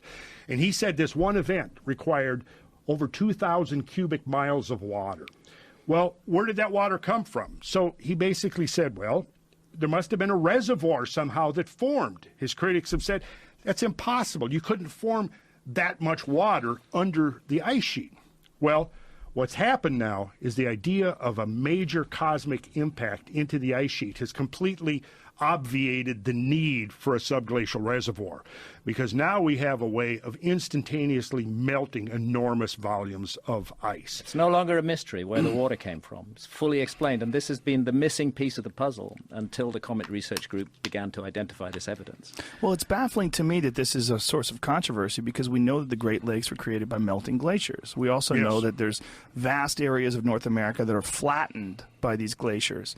You know, a buddy of mine, my friend Doug, lives in Cazenovia, Wisconsin, which is what's called the driftless area, where the glaciers didn't go through. I just was there in May. It's beautiful. Last May. It's beautiful. It's gorgeous. It's got rolling hills, and it's just it wasn't crushed flat like other parts of North America were. Right. So we know that those glaciers melted and they created the Great Lakes. I mean, the Great Lakes were from glaciers. We know that. Right. That's an established fact. So why is all this confusing? I just don't understand why they wouldn't just add that to it. They're just going to accept the glaciers somehow or another in the last 10,000 years. The glaciers just decided to stop smashing North America flat and melt and create these great inland oceans of fresh water. Yeah. Yeah, no, bizarre. It's very bizarre. Ultimately, a lot of ideology is involved in this. There's this desire. Also, in the modern world, there's a desire not to panic the public, not to say things that are going to cause panic. You know, even with Donald Trump being president, don't you think people are ready now? I think people are ready for panic. I think so. Has anybody debated you on this? Either one of you on this? Well, you know, I tried to, but not specifically on this. I tried to do a debate with Zahi Hawass, who's the guy who runs the Giza pyramids, and he's a madman. Total. I mean, very crazy event. But there's a video of it online. There's a video. It's quite hilarious. There's a video of it online. The debate lasts 30 seconds? It's something like that. Yeah. And then later on, when he finally agreed to come back into the room because he was so angry with me, he walked out. When he finally came back into the room, he was asked a question about Göbekli Tepe, and just like your skeptic, he didn't know anything about Göbekli Tepe, or he claimed not to know about it. I mean, this is supposed to be the world's most famous Egyptologist, and he knew nothing about this incredible site in a neighboring country. But one point to make: Randall was talking about the second event, 11,600 years ago. We're dealing with an episode of cataclysm, which begins 12,800 years ago and ends 11,600 years ago. Both episodes accompanied by massive floods. And the 11,600 years ago date, I may have mentioned this last year, it's in Magicians of the Gods. What's interesting about that is the exact date that Plato gives us for the destruction of the lost civilization of Atlantis. Plato, that's the only source we have for Atlantis. It comes to us, many people think it's all over the place, but it's not. Atlantis comes to us from the Greek philosopher Plato, who lived around 340 BC. And he got the story through his family line, from his ancestor Solon, who had visited Egypt in 600 BC. And there Solon was told of a great civilization that had existed on earth, that was the progenitor civilization of Egypt, but that was destroyed in a terrible cataclysm. And he asked, a cataclysm involving a gigantic flood. and Atlantis was submerged beneath the waves and was never seen again. And so Solon said to the priests, when did this happen? And they said 3 times. 9,000 years ago. That was in 600 BC. So that's 9,600 know? BC. That's 11,600 years ago. That's Meltwater Pulse 1b. How could they know? You Yeah, know? how could they We know? have to start taking this stuff more seriously. Instead of sneering at it and skepticizing it out of existence, we need to leave a little bit of room for extraordinary ideas possibly being right. That's the main beef I have with the skeptics, is that they want to throw the baby out with the bathwater. I want to add something to that. In the Timaeus, Plato discusses Atlantis in 2 dialogues. And in the Timaeus, he prefaces the story of Atlantis by recounting the myth of Phaeton. Now, the myth of Phaeton is a very interesting story, and basically what it is Phaeton was the offspring of Helios, the sun god, who was raised, didn't know who his father was. His mother kept it a secret from him, and then one day he was being taunted at school because all of his schoolmates had, recounting the great deeds of their fathers and everything. So he went home distraught, and finally his mother said, well, actually, your father is the big granddaddy of them all, Helios, the sun god. So Phaeton decides he's going to go and find his father, and eventually does, and he goes to some, celestial realm where his father is located. And the way it is with the Greek gods, they have unlimited powers, except they also have certain restrictions. For example, if a god makes a promise, he or she cannot go back on it, right? So when Helios sees Phaeton, his lost son, come, he's so overjoyed, he says, I'm so happy to see you, I will grant you any boon you want. And Phaeton says, I want to drive the chariot of the sun. I want to drive your chariot. And Helios says, well, I meant anything you wanted except that, So it goes back and forth and back and forth. Finally, Phaeton convinces his father, let me do it. His father says, look, you've got to hang on to those reins tight because those steeds are going to pull away from you. He gets in there, the gates of the sun open. It describes, in the myth, you can go, you can read Edith Hamilton or Bullfinch or any of the great retellings of the Greek myths, and they'll describe it in there. It goes through the signs of the zodiac, and then all of a sudden it careens off and heads down to Earth. And then it describes this whole litany of catastrophes, just setting the Earth on fire. And finally, the Jupiter at the beseeching of Poseidon, who's afraid that the oceans are going to boil away, gets Zeus to mount his Mount Olympus and hurl his thunderbolt, which knocks Phaeton from the sky, and he falls to Earth and falls into the river Eridanus, which is a metaphor for the Milky Way. And his sisters, the Heliades, then weep over the death of their brother, and their tears fall to earth and cause the great flood. Plato then, after referencing that myth, he then says, now, this has the form of a myth, but what it really represents is a declination or a declining of the bodies in space orbiting around the Earth and an eventual falling to Earth of one of those bodies and a conflagration of all things triggered by the fall of that body. It's intriguing that he mentions the zodiac because the Taurid meteor stream is so called because it appears to come at us from the direction of the constellation of Taurus, a zodiacal constellation. That's where those shooting stars, amongst which are some very large objects that have hit us in the past and can hit us again in the future, that's where they come from. They come from that area of the sky. It's actually an illusion. It appears that they're not actually coming from Taurus. It looks like that. They come from that area of the sky. Yeah. They come from that area of the sky. And so anybody in ancient times who was witnessing, and according to the Victor Klube and William Napier and those guys who are the British neo-catastrophists that have been doing all of this work for decades on the Taurid meteor shower, have concluded that, in times past, it was an extremely active shower and would have created some pretty darn impressive light shows, even if it wasn't causing catastrophes down here below. But what they've conjectured is that there might be times of multiple Tunguska-like impact bombardment when there could be thousands of objects within the Taurid meteor stream on the same scale as the Tunguska object, and that if you go and you read the accounts, the eyewitness accounts, over and over again, people are saying things like, well, it looked like it was being disgorged from the sun. It looked like it was being born out of the sun, right? It looked like a second sun in the sky, like for a short period of time, the sun had a twin, right?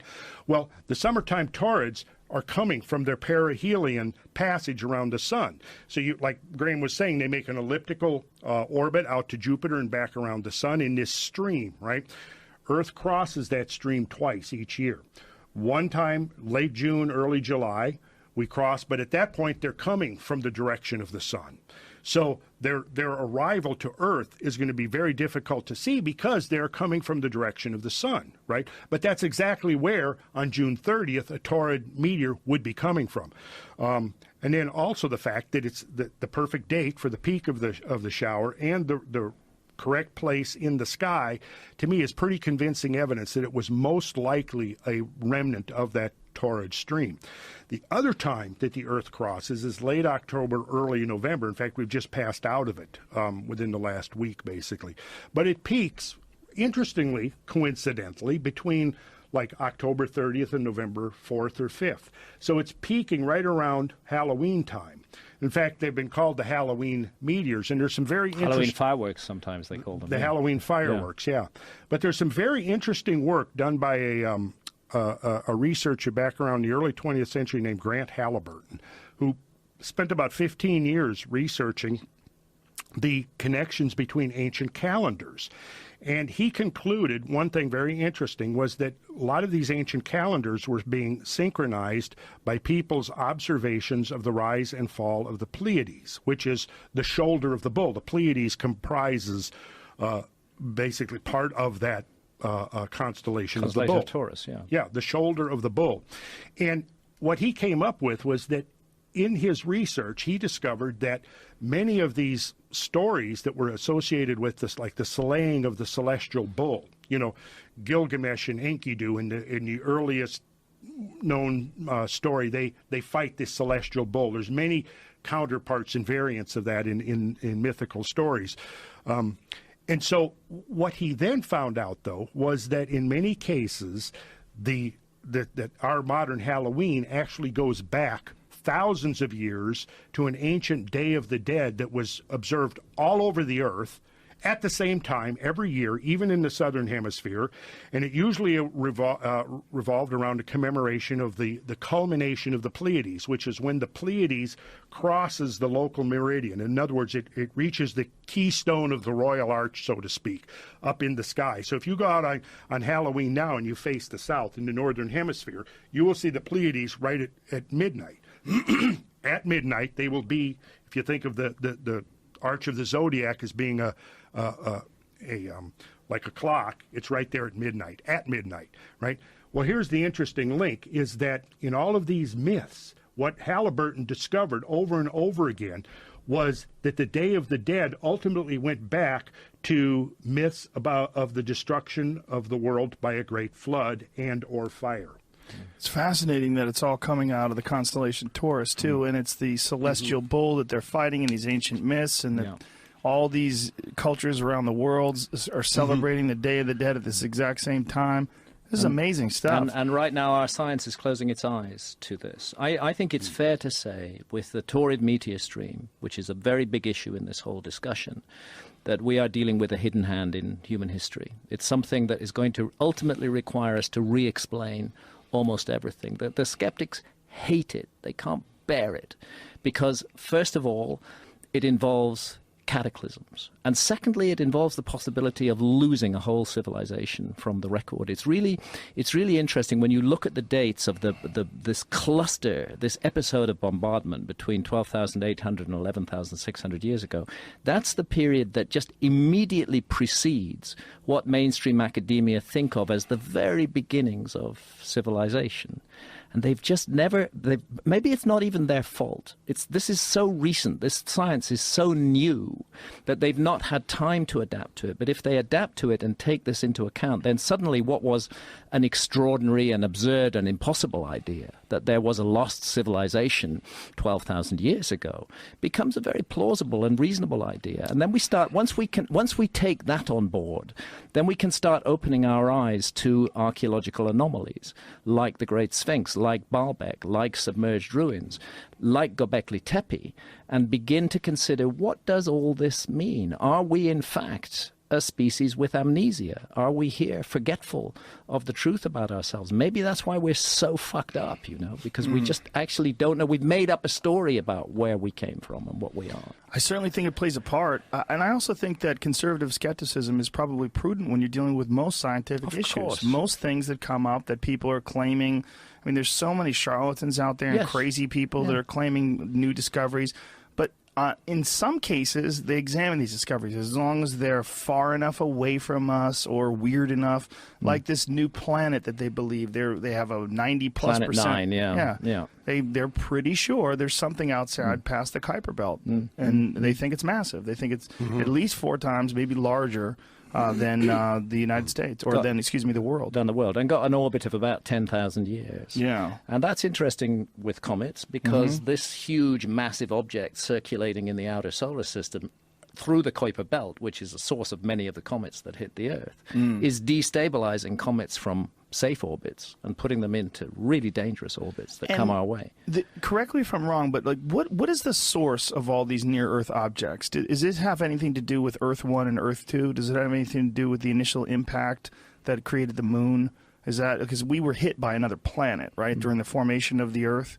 And this is all scientifically established. Astroscientists or astrophysicists, rather, and astronomers all agree on that, right? There's a lot of debris that would go back to that time, but comets are another story because they're coming in from the far reaches of outer space. They're coming in from the Oort cloud and the Kuiper Belt, just vast distances away. They're voyagers. They're kind of messengers from the distant reaches of the cosmos who come in an unpredictable way because their orbits are destabilized by something like Planet 9. Isn't there something called Bode's law where you can measure the mass and the orbit of a certain planet and you can accurately depict where the next planet is going to be? And doesn't that fall apart somewhere between Mars and Jupiter? That's With the asteroid belt. Yeah. Which would indicate that something was probably there at one point. That's been the theory of the asteroid belt, that it was an exploded planet. Of course, there's a lot of opposition to that theory too. You're right. Skepticism really has an important role to play. It's really essential that we are skeptical. Otherwise, we'd all be following Zachariah Sitchin and waiting for the Anunnaki to land. Exactly. We would have sold our houses December 21st, 2012, and we'd all be going, what the fuck, now I'm homeless. Exactly. 4 years later. And I have to say, there's a skeptic called Michael Heiser who has done really an excellent job of thoroughly, debunking the bogus translations of Zachariah Sitchin. Yeah, is he at sitchiniswrong.com? Is that him? Sitchiniswrong.com. Yeah, it's a very useful site. So I hated him and loved him at the same time. I was so sad. I loved the idea of the aliens come down and manipulating the monkeys and making us to mine gold. It's a wonderful story. But unfortunately, it's a work of science fiction. It's not a work of fact. Damn it, Zachariah. I knew him. He was a fascinating man. I once drove him from Stonehenge to London. We had many conversations.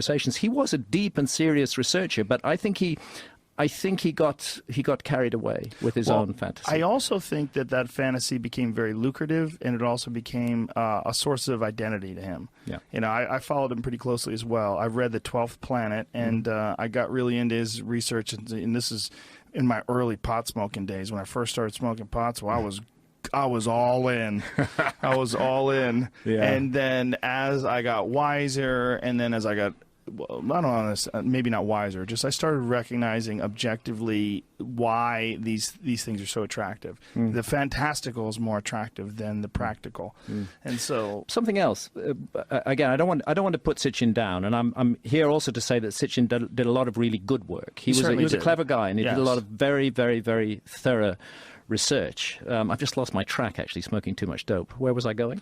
Well, we were talking about the difference between the fantastical and the practical, that there's this inclination to accept things that are fun. Yeah. That's what I was going to say, is that when you start talking about the Anunnaki, those from heaven to earth came, these fantastic creatures from... Thank you. You've brought my memory back. Nibiru. I remembered what I was going to say. What's Maybe interesting... you need some pot, because I know Randall wants some. Could be good. What's interesting is that the level of technology that Zechariah attributes to the Anunnaki / Nephilim, that level of technology is the level of technology that we had in the 1970s when we were, NASA was doing its stuff. So it's NASA technology from the 1970s that is projected out onto that is Hand it over to Graham. He that wants is some of that, projected too. out onto his theory of the past. Now, it seems to me very unlikely that the Nephilim or the Anunnaki would have had for 400,000 years, which is what he's saying, the same technology that NASA had in the 1970s. It's much more likely that he's projecting that onto the data rather than that it's actually inherent in the data. There was also some interesting ideas that he had that turned out to be ideas that scientists had also proposed about preserving our atmosphere by levitating or by suspending reflective particles in our atmosphere. And that is something that the Anunnaki, in his books, were going to use gold for, because gold has such unique properties, which is why they use gold to plate things, because you could take a little tiny piece of gold, you could plate this entire table. Gold is a really spectacular piece of, it's just, there's nothing like it, right? Absolutely. No, So- there's a lot of really good material in Sitchin, but unfortunately the translations of the texts are not translations of the text. They misrepresent the text. Often what he did was he took a 19th century translation and he massaged it so that it would fit his argument. And that's a pity. So we need skeptics, and they help us to sift out the wheat from the chaff. But occasionally what the skeptics do with this drive to criticize anything that's not mainstream, occasionally what they do is they let go a really good idea, which deserves investigation and which the human species could benefit from. And that's my feeling is, we're this amazing species, we've developed all this science, why are we so ready to let go of wonderful ideas?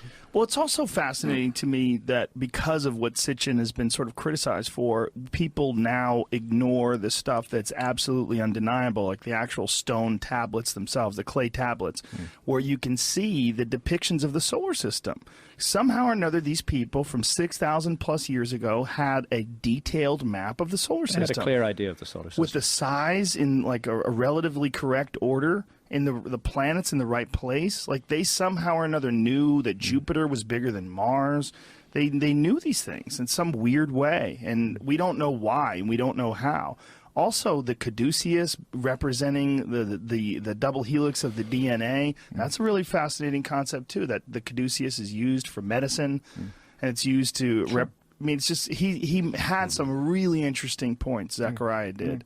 So it's kind of too bad there was so much crazy involved in that. I think what any of us should do when we're exploring the deep and hidden mysteries of the past is to go to a lot of different sources. Don't just stick with the mainstream. Don't just stick with the alternative, but try to bring it all together. And in a way, that's what I try to do in my books, except the skeptics still hate them. Yeah, but it's just so hard because it's so fun to go with the crazy story. Yeah. Like the alien story is so compelling. It's so fun. Very compelling story. I mean, if we found some sort of evidence of aliens, it would be so utterly spectacular. Even if it was a simple alien. Like, I've always said this, that if we found like a jellyfish on the moon, we would freak out. But, there's really complex, bizarre things at the bottom of our ocean that we've never discovered. They're just not in the correct location for us to be excited. And then the other issue, we're getting slightly off our flood topic here. That's okay. But the other issue of entities, the encounters with entities, anybody who's smoked DMT will know that, as I have, as you have, that will know that you do encounter entities in the DMT state, and they do communicate with us. And there's a lot of parallels with the ETs, or the aliens as they're described in modern UFO abduction accounts. And Rick Strassman, have you ever had him on your show? Rick got sick. He was supposed to be here a couple of times. We're trying to reschedule it now. Yeah. But he had some pretty serious health issues. I know. And we had a date scheduled out, but I love that guy. I've had a chance to sit down with him a couple of times and talk to him. And of course, you presented DMT, the spirit molecule. Yeah, he's brilliant. And he's so important to me because I remember when I did it, I was so confused. I mean, to me, it was like my first DMT experience changed everything I thought about the world. Yeah. And I immediately didn't give a shit about aliens anymore. Right. Like, it was almost instantaneous. Like, Yes. before then, I was like, Roswell, they got the ship, man. Yeah. It's in a hangar. But what I encountered doing DMT was so spectacularly alien Yes. that the pedestrian concept of something that looks like a person but has a bigger head Yeah. and large eyes. And higher tech. Yeah. Yeah. I mean, as weird and cool as it would be if it was real, it was nothing. I mean, literally not 1/1,000,000th as interesting as what you absolutely can encounter when you do DMT. Yeah, That's the aliens. So that's the aliens, an utterly alien realm filled with alien intelligences who communicate. And of course, again, the skeptics say, oh, it's all just made up in your brain. But we don't know that. And We Rick don't is know open that. to the possibility that we are dealing with areas of reality that are not normally accessible to our senses and that become Yes. accessible to our senses by retuning the receiver wavelength of the brain, which is what he suggests DMT does. And I think that's very plausible. And at the very least, those who are interested in UFOs and aliens should be also investigating this line of inquiry. Can we use changes in consciousness to understand the majestic complexity of the universe in which we live? And I think the answer is definitely yes. And many of Rick's volunteers, I paraphrase, but they came back with reports that the entities who'd encountered them said, "We are so glad you've discovered this technology. Now we can communicate with you much more easily." You know, it's fascinating. So there's a technology for encountering other intelligences. And against that, this mechanistic, simplistic alien meme that's going around now that they're a bit like us, but they came here in higher tech, it's dull by comparison with that. It is dull by comparison. If you're interested in anybody, the book is amazing. It's called DMT, the Spirit Molecule. And he has a new book that he's putting out about... DMT and the Spirit and the Soul of Prophecy. Yeah. And he's just a really, really interesting guy. But his experiments that he did were the first, I think, in many, many decades to get approved by the government. Correct. So he did everything above ground. I mean, he was above board. He did, and a because professor. it was government approved, his remit was that he had to find some therapeutic benefit for DMT, and he couldn't actually. But that's not the point. Yeah. I'm sure actually there are therapeutic benefits, but that's not the point. The point is here is a tool for investigating the mystery of consciousness and the mysterious nature of reality. And I mean, fuck me, if we get 5 or 6 volunteers who haven't compared notes, all coming back who've met entities who said, "We're so happy you found this technology." Yeah. It's hard to explain that as just to reduce it to brain activity. Not only that, when we talk about things that are so big and are ignored by mainstream culture, this is one that's just like that. You're talking about an endogenous human chemical that not only is in us, but is in thousands of different plants. Like, I mean, how many different plants contain DMT? A huge number. A huge number. Very prosaic ones like peas and, you know. Well, there's the Like amazing acacia. story. Acacia. That's what I was going to say. The There's an amazing Australian national story. tree is actually illegal. Isn't that? But the Jerusalem, the professors from the University of Jerusalem, I believe that Benny Shannon. Yeah, where they were talking about, they believe that that's what the story of the burning bush and Moses is. So that is mimosa with the DMT and Syrian rue with the monoamine oxidase inhibitor. In other words, it's ayahuasca, but a Middle Eastern alternative of it, doing the same thing molecularly. And isn't it possible in some way that the idea of the burning bush was them figuring out how to dry or extract DMT and burn it? Very likely. Very possibly, right? Because they're talking about the burning bush producing God, and it just so happens that this bush is, the acacia tree is incredibly common and super rich in DMT, and it's all over the area. And I should probably insert at this point that if you're at all familiar with the Masonic ritual, you'll know that the acacia plant plays a central role. That's right. You're one of them 1% Mason characters. Every now and You're one of then, those insiders. Every now and then on Facebook, Randall, I get accused of being a Freemason. Hancock is a Freemason, as though it explains everything. I know lots of Freemasons. I've spoken in Masonic lodges, but I'm an author and I shouldn't belong to clubs. You know. I went to I went to a wedding that my friend Duncan Trussell was performing at for these two Satanists in like 2003, and to this day, it was one of the LaVeys, Anton LaVey or Stanton LaVey, whatever is his son, and his son got married. This was some young hedonist, you know, and they call themselves Satanists. And so Duncan performed at this wedding, and I went there. To this day, I get fucking tweets about being a Satanist. So I can't join your little club, pal. I can't be one of your Masons. I need to confess here, Graham. Yes. You didn't realize this, but I secretly initiated you. Oh my God! Oh, you're in. How do you get in? How do you secretly initiate somebody? Can you do that for real? No. Oh, okay. Scared me. I sort of did. Sort of? Well, you could get him in if you wanted to, though, right? If you know the people. Oh, of course. There you go. Even you, Joe. I don't think so. It's not happening, bro. I met a couple of Masons. They're very cool. Well, most Masons don't really understand the corpus of symbolism that they're sitting on top of. I got to say that. Not to get off on the Freemasons, but simply Right. there's a mass of symbolism, and that's the whole. That's the thing that they're custodians of, and most of them don't have a clue what it means. But they're doing an important job by preserving this corpus of symbolism through the layout of the lodge, the meaning of every component in the lodge, because it's a purely astronomical allegory. And then you have the Masonic carpets, and that's where you have the whole story of the comet, the flood. It's all there. The acacia plant, it's all there. It's all, correct me if I'm wrong, but it's all also an integral part of how Washington, D.C. was designed. Is that true? Yeah, to some extent. I honestly haven't studied that too much. What I've seen is that there's a bunch of videos where you could watch it where they sort of describe how the layout, is in some way some sort of sacred geometry. I think what it's based on. Freemasons were massively involved in the construction of Washington, as they were of many great cities. The city I live in, England, has got major Masonic architecture. So is it like people like me, like my initial prejudice? I hear something like the Masons, like, oh, fucking dude's in a cult, get out of here, leave me alone. Like we assume that all groups of people that follow anything somehow or another are wacky.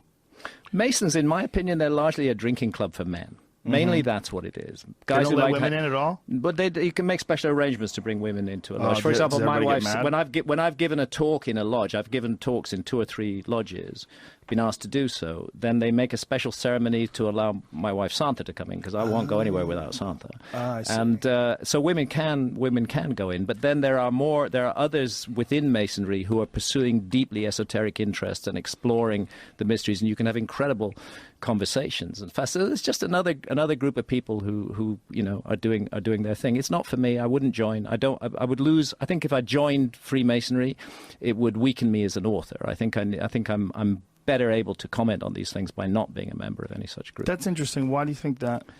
Well, because I think I have to remain open to all possibilities, and if I commit myself to a particular line, I don't commit myself to a particular religion. I don't commit myself to a particular men's club either.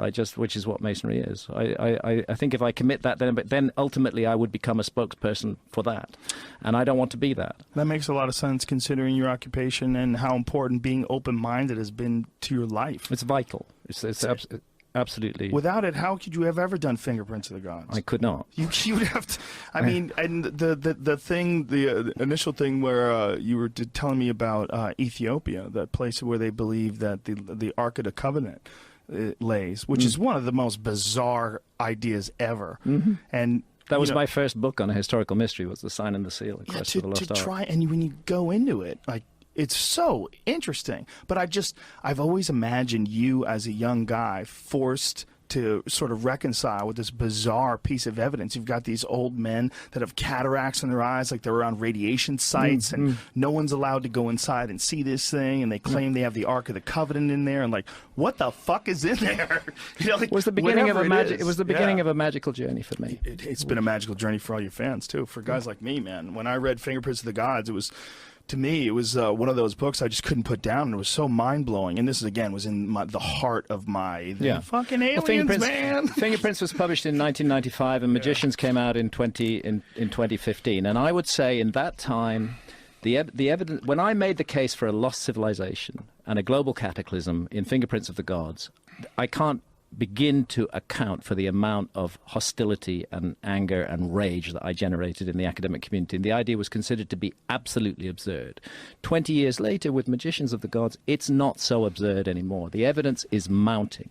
We have incredible evidence now for a global cataclysm in exactly the period that counts, between 12,800 and 11,600 years ago. And we have sites like Göbekli Tepe. We have a redefinition of the Sphinx.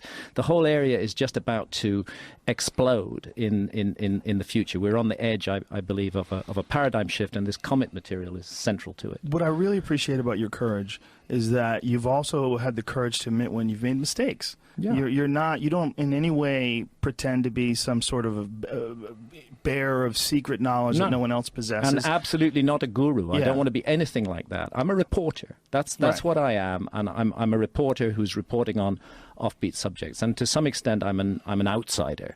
So one of the talks I do now is about being an outsider. I think there is a place for outsiders in society.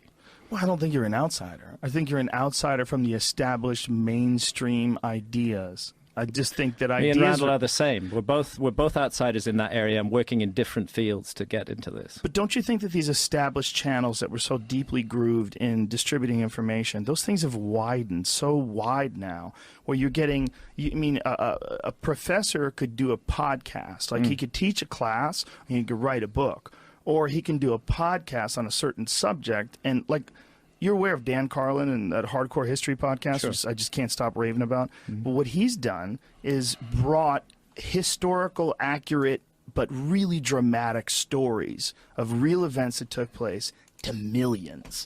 That's just that no one's doing that. But it's not mainstream. Well, what's more mainstream than being number one on the iTunes podcast list, Sure. which he is all the time? What is more mainstream than he must be getting millions of downloads? It's part of the big change that's taking place in our society, that the Yes. old structures are being overthrown. They're being thrown away. It's a very uncomfortable time. It's a very uncertain time. It's a very exciting time. Right. Because we can build out of this something amazing in the future. The Internet's had a huge part to play in it. The fact that people can communicate with one another all around the world. Well, since I've had a web presence in the last, I was a late comer, but maybe two to 3 years ago, I've been getting contacted by, professionals from around the world. I've got probably a dozen major ones. Geologists who want to know more about. And interestingly, you said earlier about debating. I'm always looking for somebody to debate about this. Right. I because I have questions, and I'm thinking maybe somebody who would disagree with me on something could still help me answer some of those questions. Right.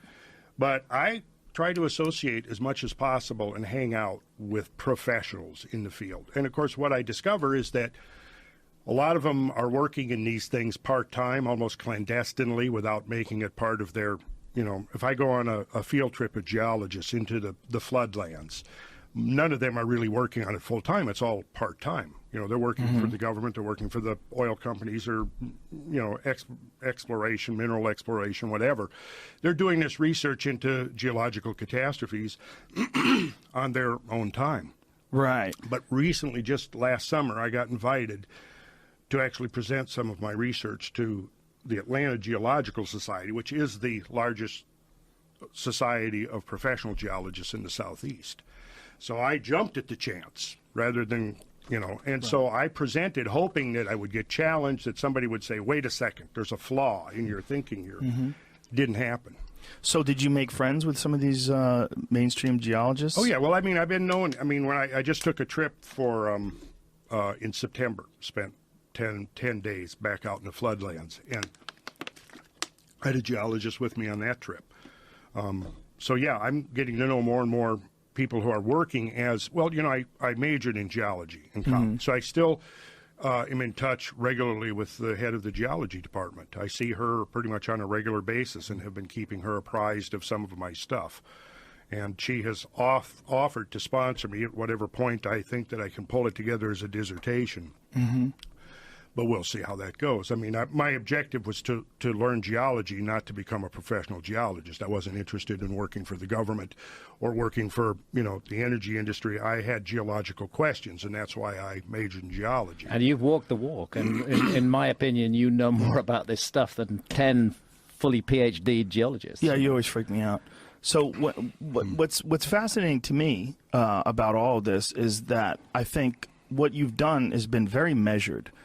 Everything you back up with facts and photographs and descriptions and disclaimers. When you say, well, it is possible, you will go down other various paths. You're not dogmatic about these ideas, but you've spent so much time going over this.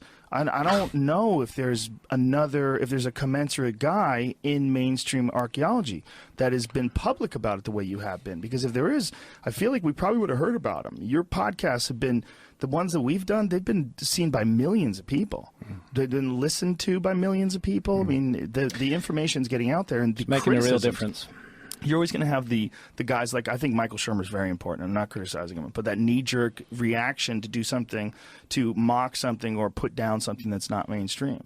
Like one of his tweets, he said, "Do you know what archaeology with evidence is?" And he wrote archaeology. Like, why would you even tweet that? Yes. That doesn't even make any sense. Like, Yeah. that's someone who's not paying attention to your work. That makes 'Cause it- all that- you do is focus on evidence. I'm reminded of the Shakespearean line, "Methinks the lady doth protest too much." Why does he need to say that it's got the evidence? You know, it's like, why is he tweeting it's like at Fox you? News saying fair and balanced. You know, He's tweeting at you with this. Yeah. Meanwhile, your entire book is based on photographic evidence. Yeah. And all the other various pieces of evidence. I mean, your whole facts, thing documents, is it's detailed all research. about examining all these pieces of evidence. Yeah. These aren't things that you've invented. No. These are actual real sites that you can look at. I'm And- drawing inferences from them that they Yeah. don't like. That's the thing. Well, Robert Schoch and guys like him are so important. Yeah. Guys who have the courage, who's a Boston University professor who has Absolutely. the courage to look at the stones and say this is the product of water erosion. The stones around the Sphinx. Kudos to Robert Schoch as There's a so few guys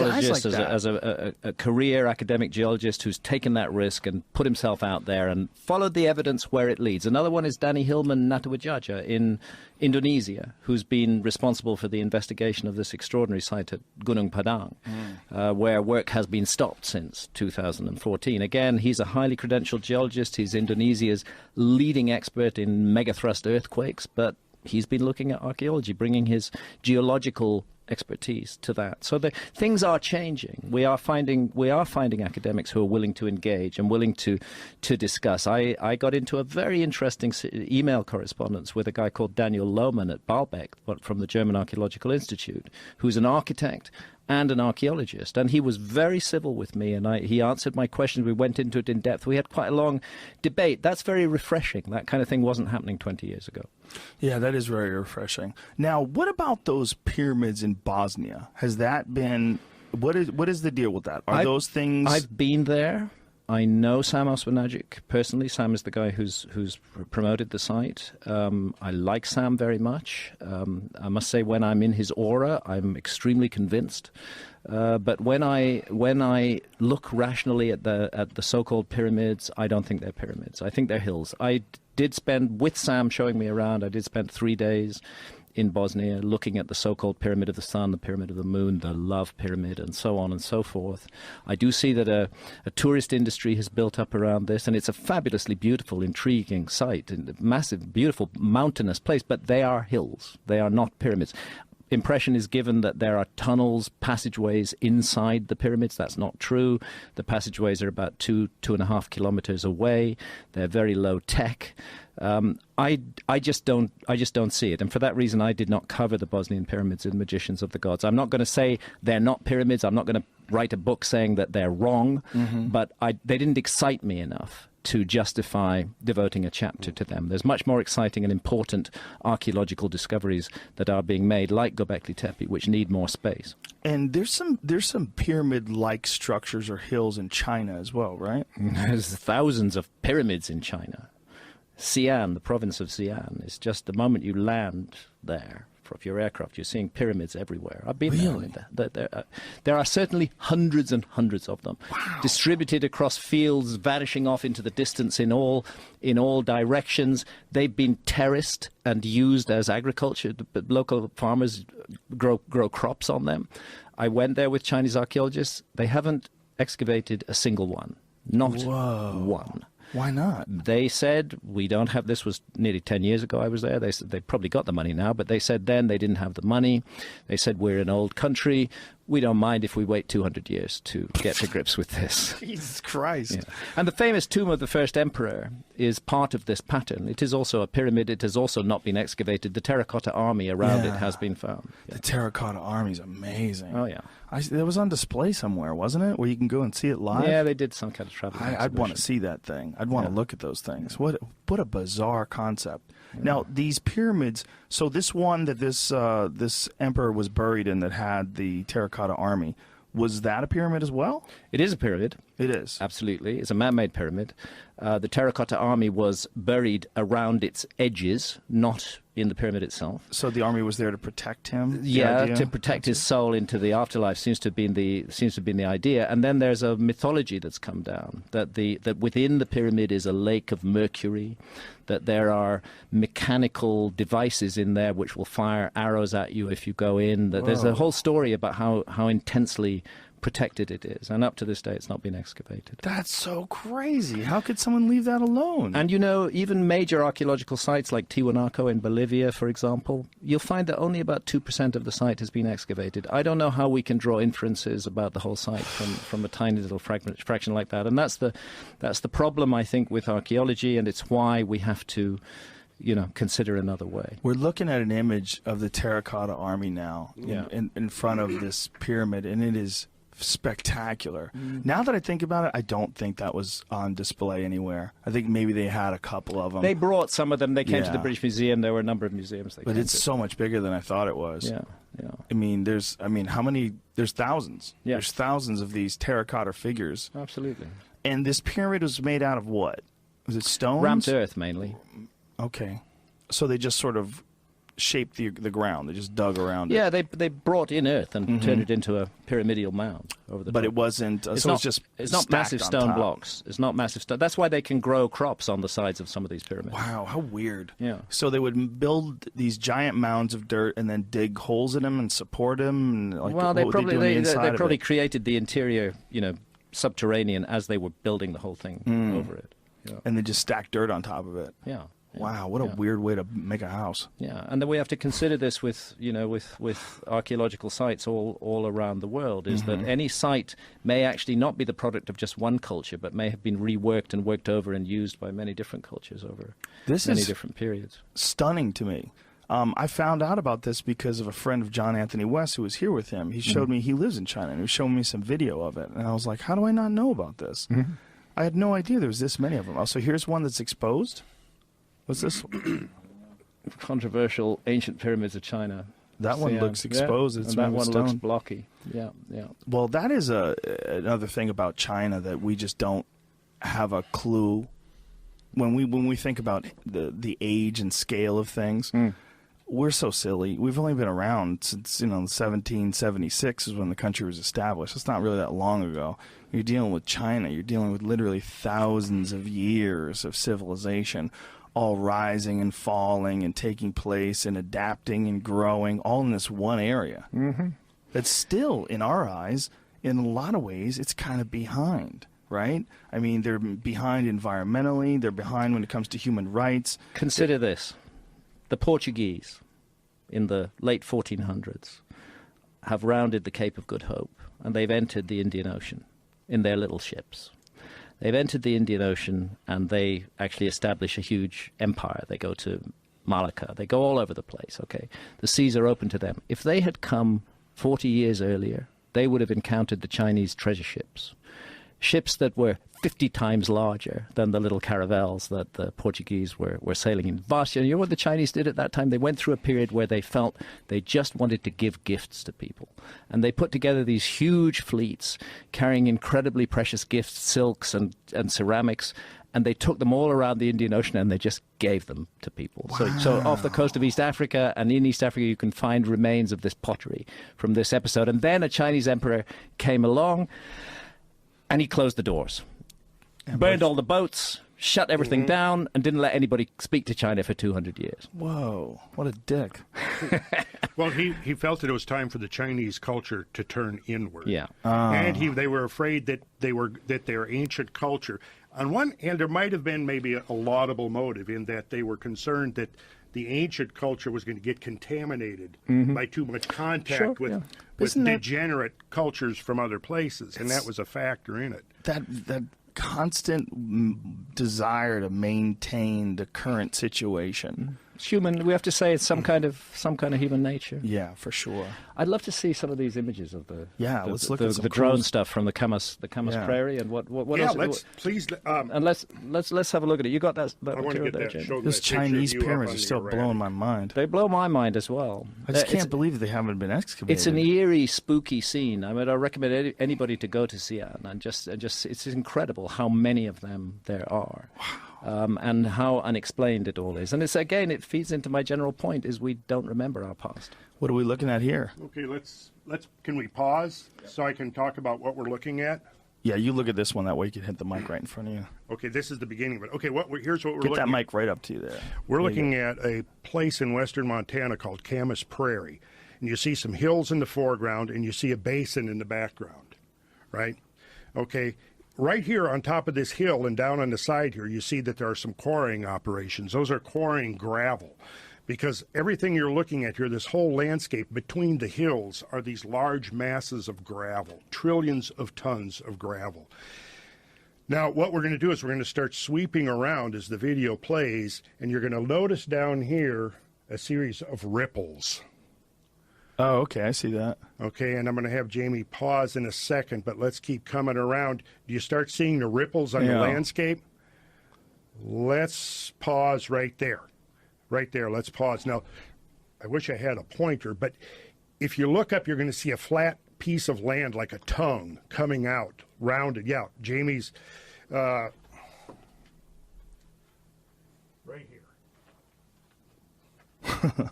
That's I need to a get you a laser. that's a delta. That's a delta. You know what a delta is? You ever heard of a delta? It's when a river comes into a body of water and it's carrying sediment.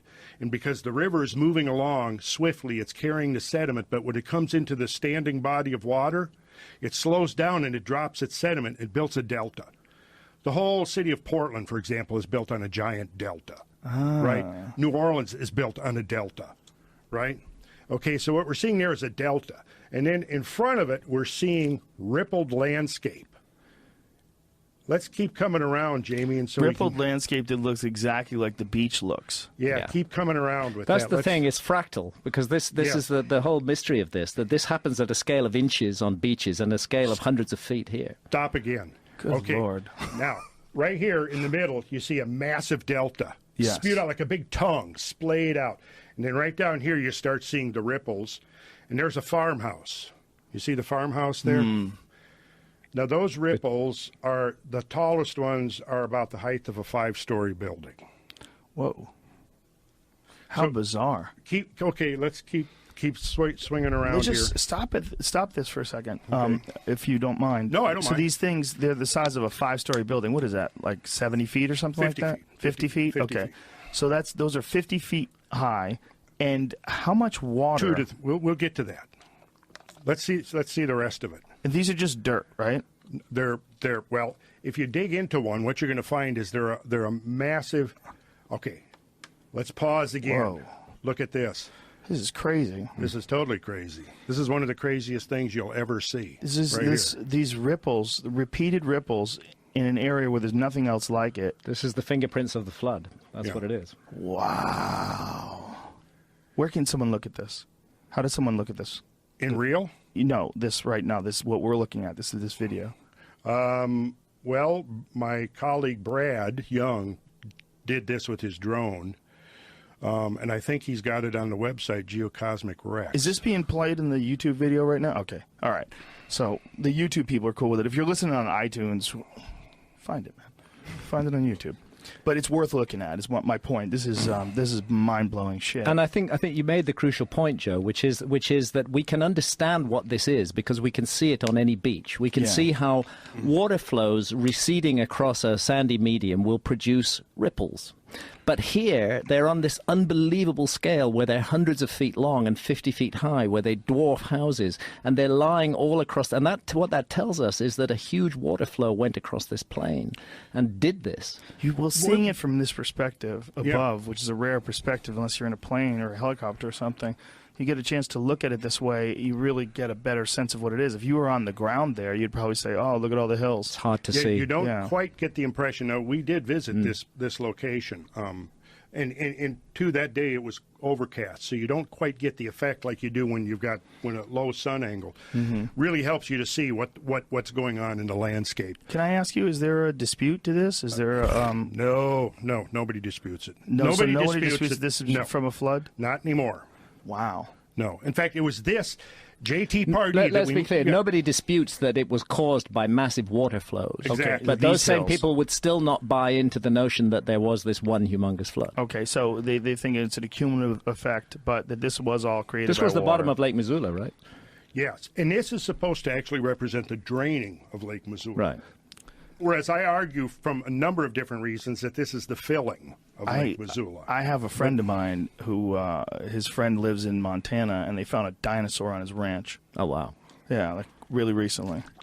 That's a nice thing to find. We should come Yeah. back to that because there's a connection here. Yeah, the Great Western Inland Sea, all that area. There was, this was a crazy place at one point in time. Still is, arguably. Yeah, in a different way. The water here, Joe, that did this, the way to visualize this is to, again, begin to think a tsunami. You have to think tsunami because Right. tsunami is the closest scale of water flow that we've experienced in modern times. No river flood has even approached this. Right. No flood in any floodplain. Nothing that we can put into perspective. Right. The closest we can get to it is a tsunami. But even there, you got to picture the tsunamis that we've experienced in the last decade and a half in Indonesia and Japan. When they made landfall, those tsunamis were roughly between 20 and 50 feet, depending on where you were relative to the oncoming wave and how far distant you were from it. Here, what you have to visualize is a tsunami sweeping over the land that's over 1,000 feet deep. That's what happened here. And we know that because we can trace the high water marks on the hillsides are clearly left. The high water marks are clearly etched into the hillsides. So we now know, based upon the study of the ripples, and the water here was moving down. It's filling this basin. It's rushing in a great tsunami from the north of fresh water, meltwater, coming off the ice sheet. And it's sweeping down over this land at probably 200 or 300 million cubic feet per second, which is an inconceivable amount of water. It's many times in excess of every river flowing on Earth, flowing today all at once. It's beyond that many times, 10 or 20 times beyond that. One of the trippier things about water is that water in itself is kind of fractal in some sort of a weird way. When you look at the actual molecules of water, it's almost like we don't distinguish it as being a fractal thing because we see it as like this moving flow. But if you're looking at the actual molecules of water, a cup of water that you dip your fingers in, which is seemingly completely innocuous, becomes this massive element of change when the volume is 1,000 feet high and just rolling over with massive amounts of weight behind it. It's that same stuff. Massive amounts of weight. Enough Very weight bizarre. that it's actually causing seismic responses. I can only imagine. Yeah, how much it is. weight are you talking about that can create these 50-foot high walls? But what's fascinating to me is that we don't have a scale like in our minds as a reference, like the difference between that little cup and these gigantic waves that you see that surfers travel by jet ski to get to, off of, I believe it's Mexico. Right. You ever seen those massive waves? They go way out, miles out to get to these crazy waves, and we ride them in. They're like 60, 70 feet high. Like that's the comparison, almost like a glass of water to those waves, and then that to this. It scales up, it scales Yeah. up, it scales up, and at a certain point it can change the whole story of civilization. Almost doesn't compute. Like you can intellectualize it, but it's almost not computing. One of these flood flows here is 3 orders of magnitude greater than the largest measured modern flood. In other words, over 1,000 times greater. In terms of peak discharge or volume, you would have to scale up at least 1,000 times greater than any modern measured flood to get to the smallest, really, of these flows here. Because this is just one place, one locale on 5 states where you can trace literally an ocean of fresh water sweeping across the entire Pacific Northwest pretty much washing away anything that was there. It's almost like we have a defense mechanism built in where we ignore how vulnerable we really are. Like we put it, maybe that's one of the reasons why people are so reluctant to really go deep into studying asteroidal impacts. I think or, it is, yeah. or even to pay attention to this stuff. Like that this could happen. And this is, I mean, those are not Yeah. two separate subjects, because this is the result of the comet impact on the ice cap. This is why I feel that the research Stop. in this field is so vital. Okay, right there. Yeah. Now here, notice. This is crazy. That's a beach. Yeah, Exactly. but it's a beach. It's a beach for giant monsters. Is Yeah. what it is. You can see in this here that you've actually got three massive currents converging here. Do you see that over here on Yeah. the right? You've got a massive current coming in that would be from the west, and then we would be standing looking down current. Of course, the drone I'm guessing here is about 200 feet in elevation. So the top of the water was another 800 to 900 feet above this perspective right here. And it's moving very, very fast. And it's sweeping down into a river valley that's down in those mountains you see in the distance. And from there, it's being carried down and joining up other equally as large floods coming in from other valleys. And all of this is happening at once, and it's covering 5 states, basically. And that's just one region that's being affected by this sudden catastrophic melting of the ice sheets. We are dealing with the largest flood that ever occurred on Earth. It's as simple as that. This is insane. I mean, it's insane to look at. And Is it the happened here largest? in North America, and it happened 12,800 years ago, and its story has yet to be fully told. Isn't it possible that there was something larger before, like the 65 million year ago one that hit the Yucatan? Like what kind of an impact did that have? Well, it actually would, because if that Different had kind of happened impact, right? 12,000 years ago, we wouldn't be having None of our us would be meeting here. today. Yeah, that would be a wrap, right? Yeah, that was Right, a that- single large that would object have been about right. 6 miles wide. That was a much more devastating impact than the impacts of 12,800 years ago. But nevertheless, those impacts of 12,800 years ago were really, really bad, and they Yeah. did stuff like this. And anything that was in the way of these massive flows of water, would have been rubbed completely from the story. I mean, this here- all here- makes sense. Yeah, and here's the thing that the Michael Shermers don't get.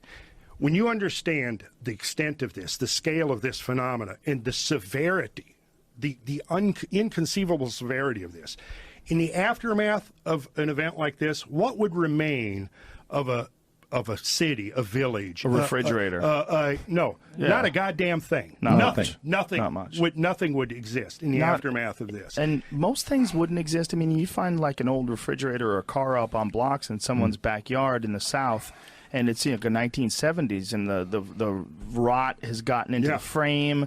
The Nature's going to eat it up. yeah, nature's eating it up just in a couple of decades. Right.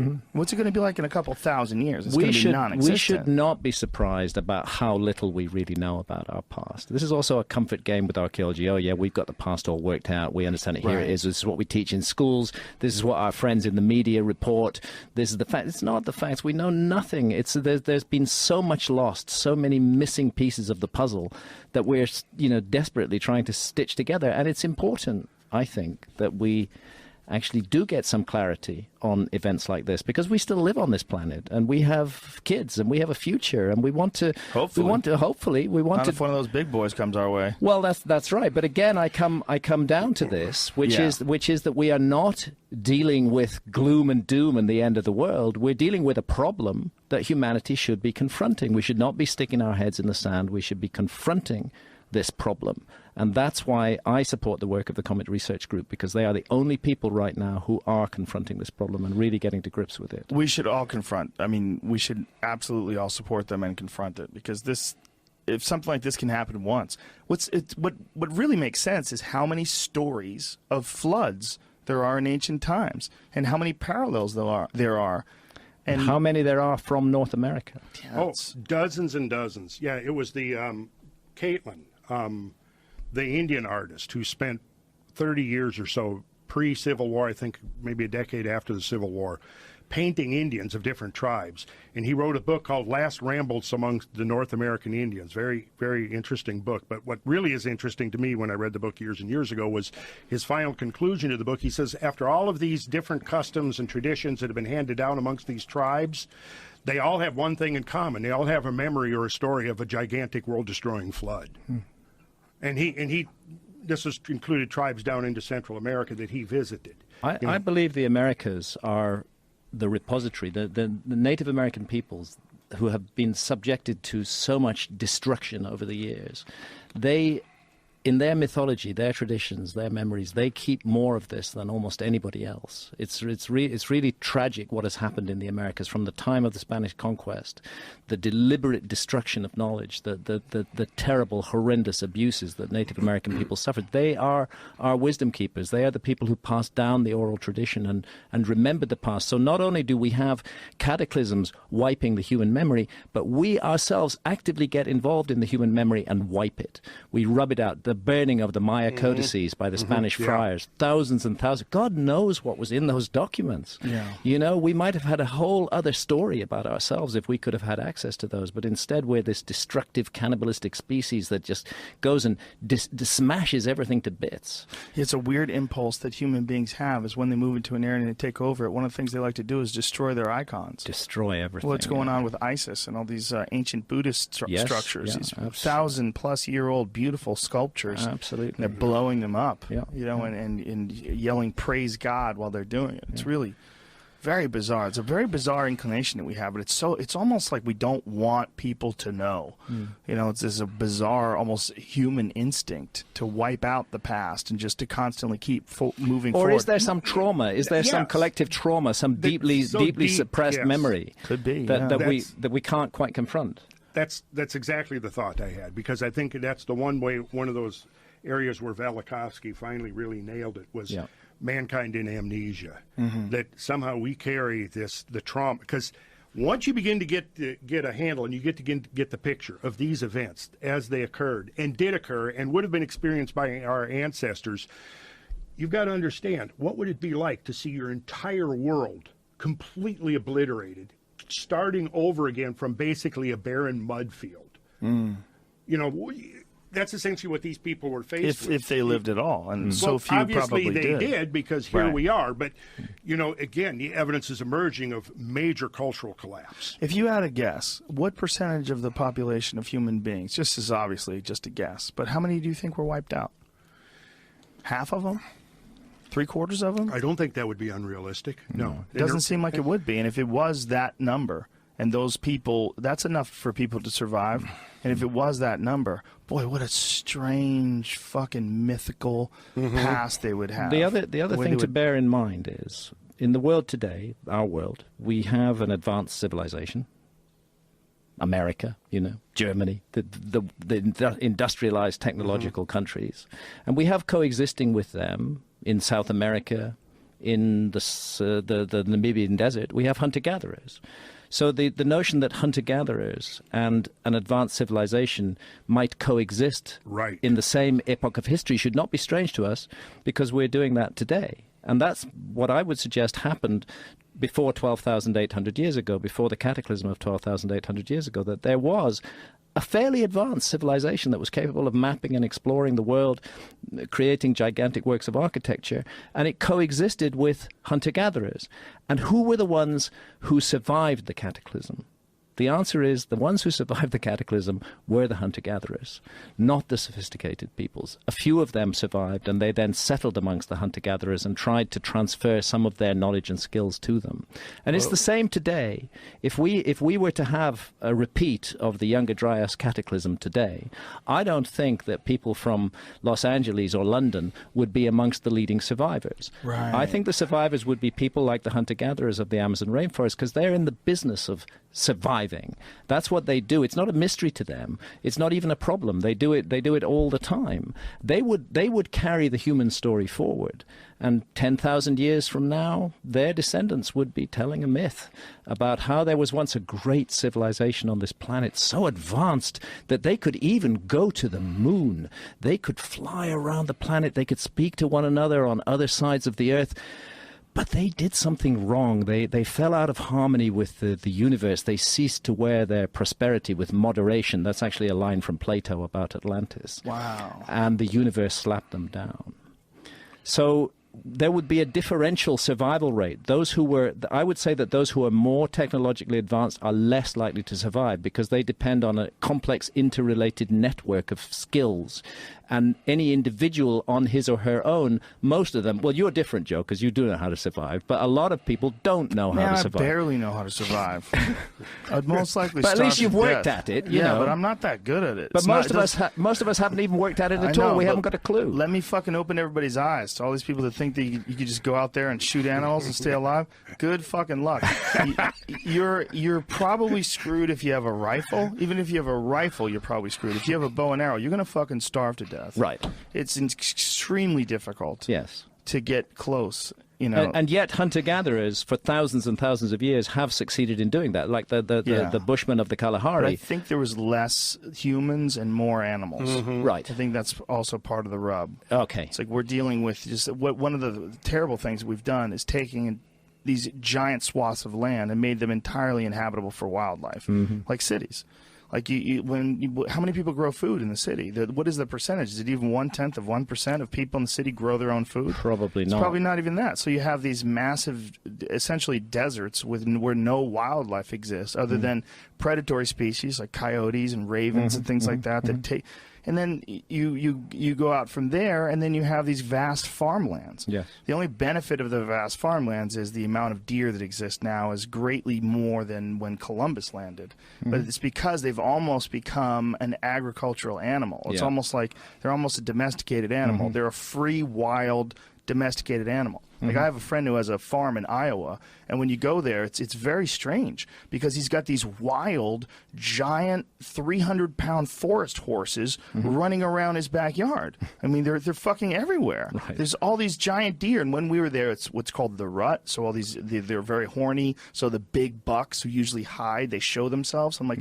This is a crazy place. Like, there's all these wild animals that exist along with people. And even in a game-rich place like that, it's incredibly difficult to get to one. And you'd have to have vegetables. You'd have to have your own vegetables. So let's imagine a situation where all the resources of our cities, all the we're gonna amenities, all the infrastructure are gone. Most of us are fucked. I would say radically, I would say, in fact, our civilization, which appears so strong, is actually very, very fragile. Extremely. Just a little push. It's like when you look out the window and you're like, wow, that's the outside. No, that's a piece of glass. You're outside. Yes. Knock that piece of glass and you're outside. You know, the effortless it is, it just seems impenetrable because, you know, you pull the shades tight and you set your alarm clock and you sleep. You're sleeping next to glass. Yes.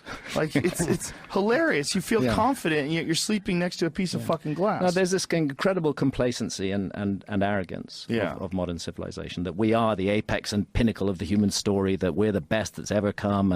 And that's a danger. Mythologically, that is a very dangerous place to be. When you start imagining yourself as the apex and the pinnacle of everything, that's precisely when the universe reminds you that you are not that at all.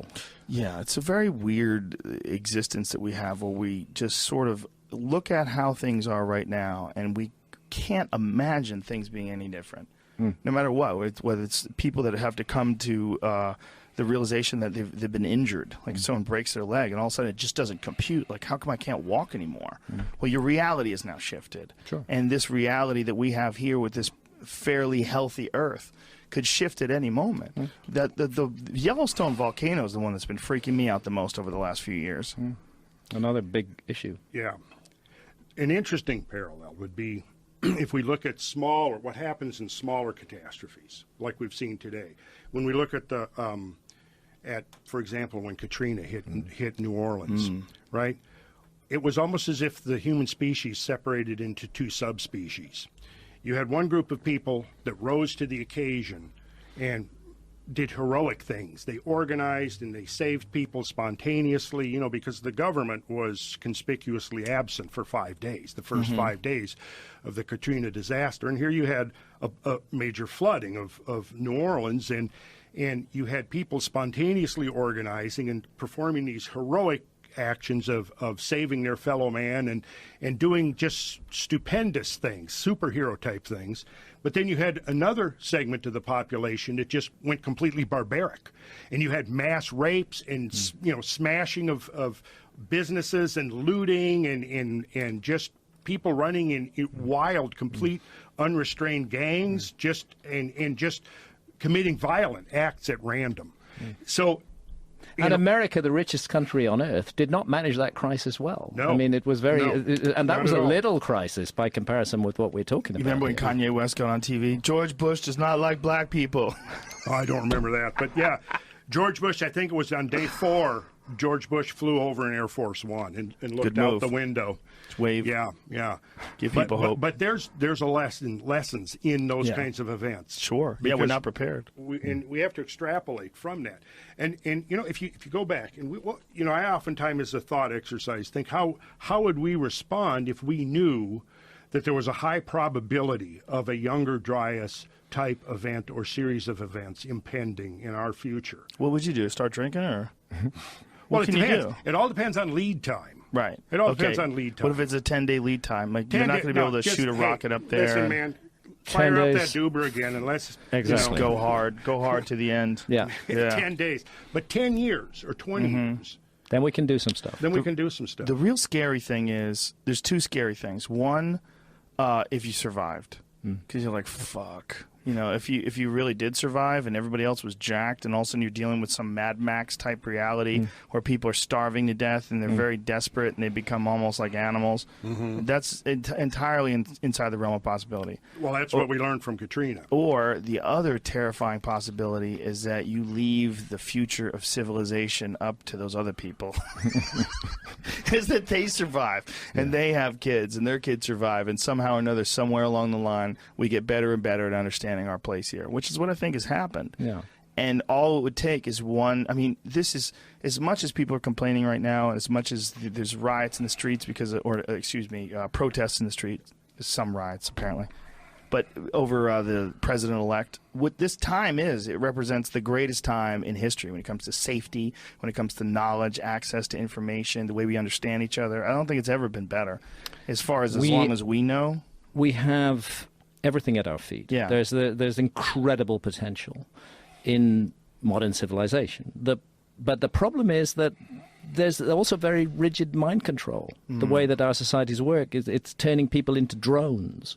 People brought up to believe that their only purpose in existence is production and consumption. That the people forced to fit into a sort of narrow place in the machine. Mass media beaming, messages at us all the time. Even the concept of democracy is absurd. When you don't have complete transparency, when there are secrets, when things are hidden, how can the people vote?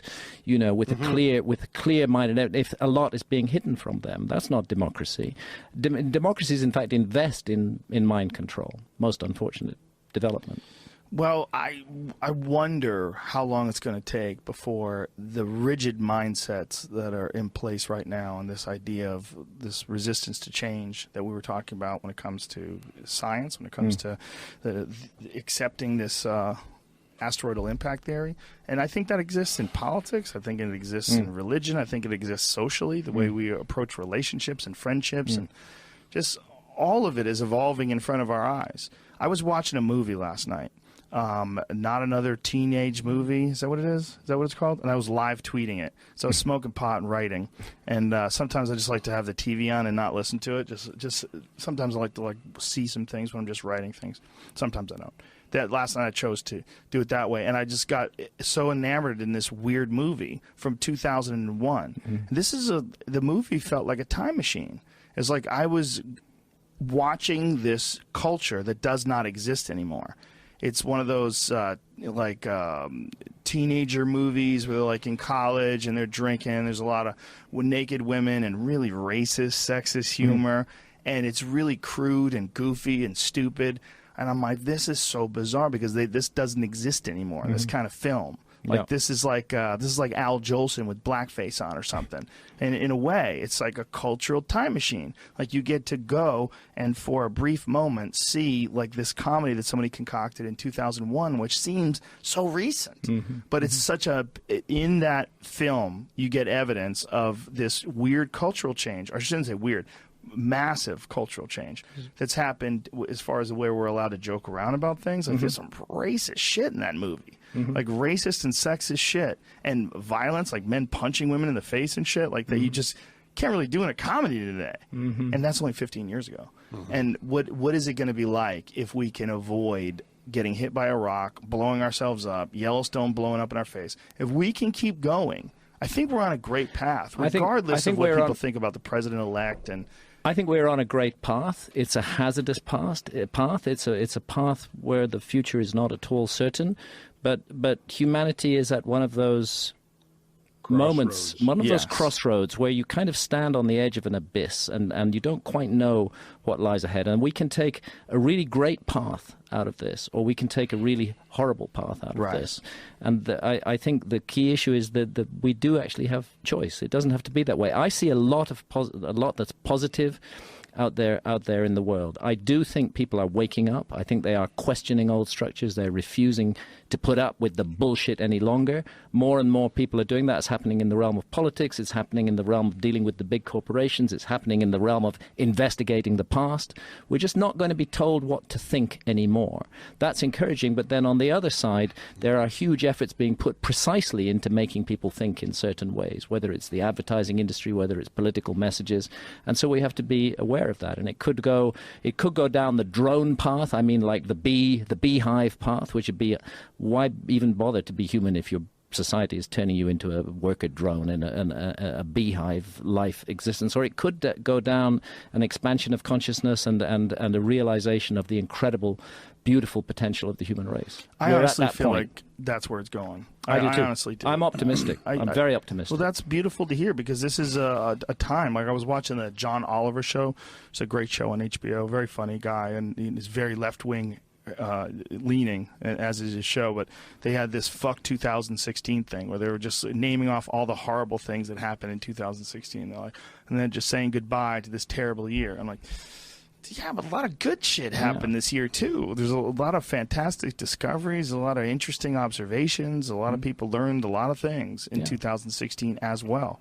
And I think that, and quite a number of American states have made cannabis legal. Yes, that's. I think that's a huge development. It's also a big. It's going to be a big factor in our cultural evolution. It really will. Well, it was a big factor. In the 60s, it was a huge factor. In effect, what happened, you had a very closed conservative society, and then you had an outside shock in the form of the psychedelic drugs that came in and completely stirred up everything in art and music and fashion, and even into scientific concepts of our place in the universe and time and space, and in so many ways that had just a major impact on the direction that our society went. And what would be the equivalent today or in our near future in terms of an outside shock that would suddenly wake people up would be another event, another Tunguska event. And based upon everything that I've seen, it would suggest that events like that are going to happen, and probably within our lifetime. And when it does happen, especially if the message of the story has been out and enough people have heard it, 5% of the people or 10% of the people are aware that there is this major impending potential paradigm shift, and then we have an event like that, an event like Tunguska 1908, I think that's all it would take, because the magnitude of that event would have been such that it occurred today, and you had anywhere from 1 million to 2 million people instantly wiped out, or a whole city instantly annihilated from a shot from space. What effect would that have on the planetary consciousness? And which, with this latest exercise, NASA coming late to the party finally seems to be thinking about. You know, that what happened if LA is hit by a 350-foot diameter? Right, and that's the thing, is because when the probability models for a Tunguska type event were first laid out in the 50s and 60s and into the 70s, it was pretty much determined that it was like something that would happen once a millennium, once every couple of millenniums. Then it sort of got contracted to once every few centuries. You know, it may be that it's actually much more like one or two a century, or maybe even perhaps clustered events where you may have 3 or 4 or half a dozen of those type events occurring over a very short window of time. But an event like that happening, not one that would cause the extinction of civilization by any means, but an event like that that could, you know, wipe out 1,000 square miles of landscape completely in an instant would have a major effect, I think, on the people of this planet. It would focus minds. It would focus minds in a way that nothing else would. And it's not, to me, is it pessimistic to say that might be what it's going to take, or is it just realistic? I don't know. Well, I think it's like the massive impact versus the slow trickle effect. I mean, is it going to happen eventually, or is it going to happen in one gigantic swoop because of an event like a asteroidal impact where it kills a bunch of people and we wake up to the fragility of our existence? But here? either way, it's a waking up of humanity, and that is in process. It's happening. That is in process now. Look, as a Brit, observing what's been happening in America as an outsider, I'm enormously encouraged by the legalization of cannabis movement that is taking place here, and what it all means. Sure, I like to smoke a joint, but this is not about getting high. It's not about recreation. What this is about is recognizing the sovereignty of adults to make decisions over their own bodies, their own health, and their own consciousness while doing no harm to others. That's what it's about, and that's a really fucking important issue. That is, for me, that is the most important issue, because if we live in a society that is not prepared to recognize adult sovereignty over one's own body and one's own consciousness, then that cannot be a free society in any meaningful way. And so I applaud the people of America in those states who have voted for full legalization. That's a brilliant thing to do, and that's going to have an impact around the world, because the war on drugs, all the ideology and lies about cannabis are all going to be proved wrong. We're going to know that the emperor wears no clothes, that you can legalize cannabis and civilization does not fall apart, as the war on drugs lobby have been telling us for ages. It's going to change everything, and it's a beautiful thing because it's the American people, whereas the American state, America as a governmental state presence on the world stage, has been the dark force behind the war on drugs. So it's for me a beautiful thing that it's the American people, state by state, who are winding that back and saying, we will not put up with this shit anymore. I think what you were talking about earlier is really important, too. We were talking about different factions of our civilization are creating, to this day, they're still creating disinformation and still trying to mislead people. But I think that goes to what we were talking about before, where it's a system, and systems protect themselves. Oh, yeah. And I think they develop almost a consciousness of their own. It's scary in a way. Yeah. Big bureaucracies, armed bureaucracies, they got a kind of personality. Well, even when there's no financial stake in it, there's just a social stake, like what you're seeing right now with the left versus the right. Yeah. Like there's some people, like my friend Wanda Sykes just got booed off stage at some thing last night, apparently, where she went on some anti-Trump rant, and people got super upset at her. There's these systems that are in place. This almost like wanting to fight. Like it's not. It sets us up in this bizarre team mentality where this left protects its ideas of the future and the right protects its ideas.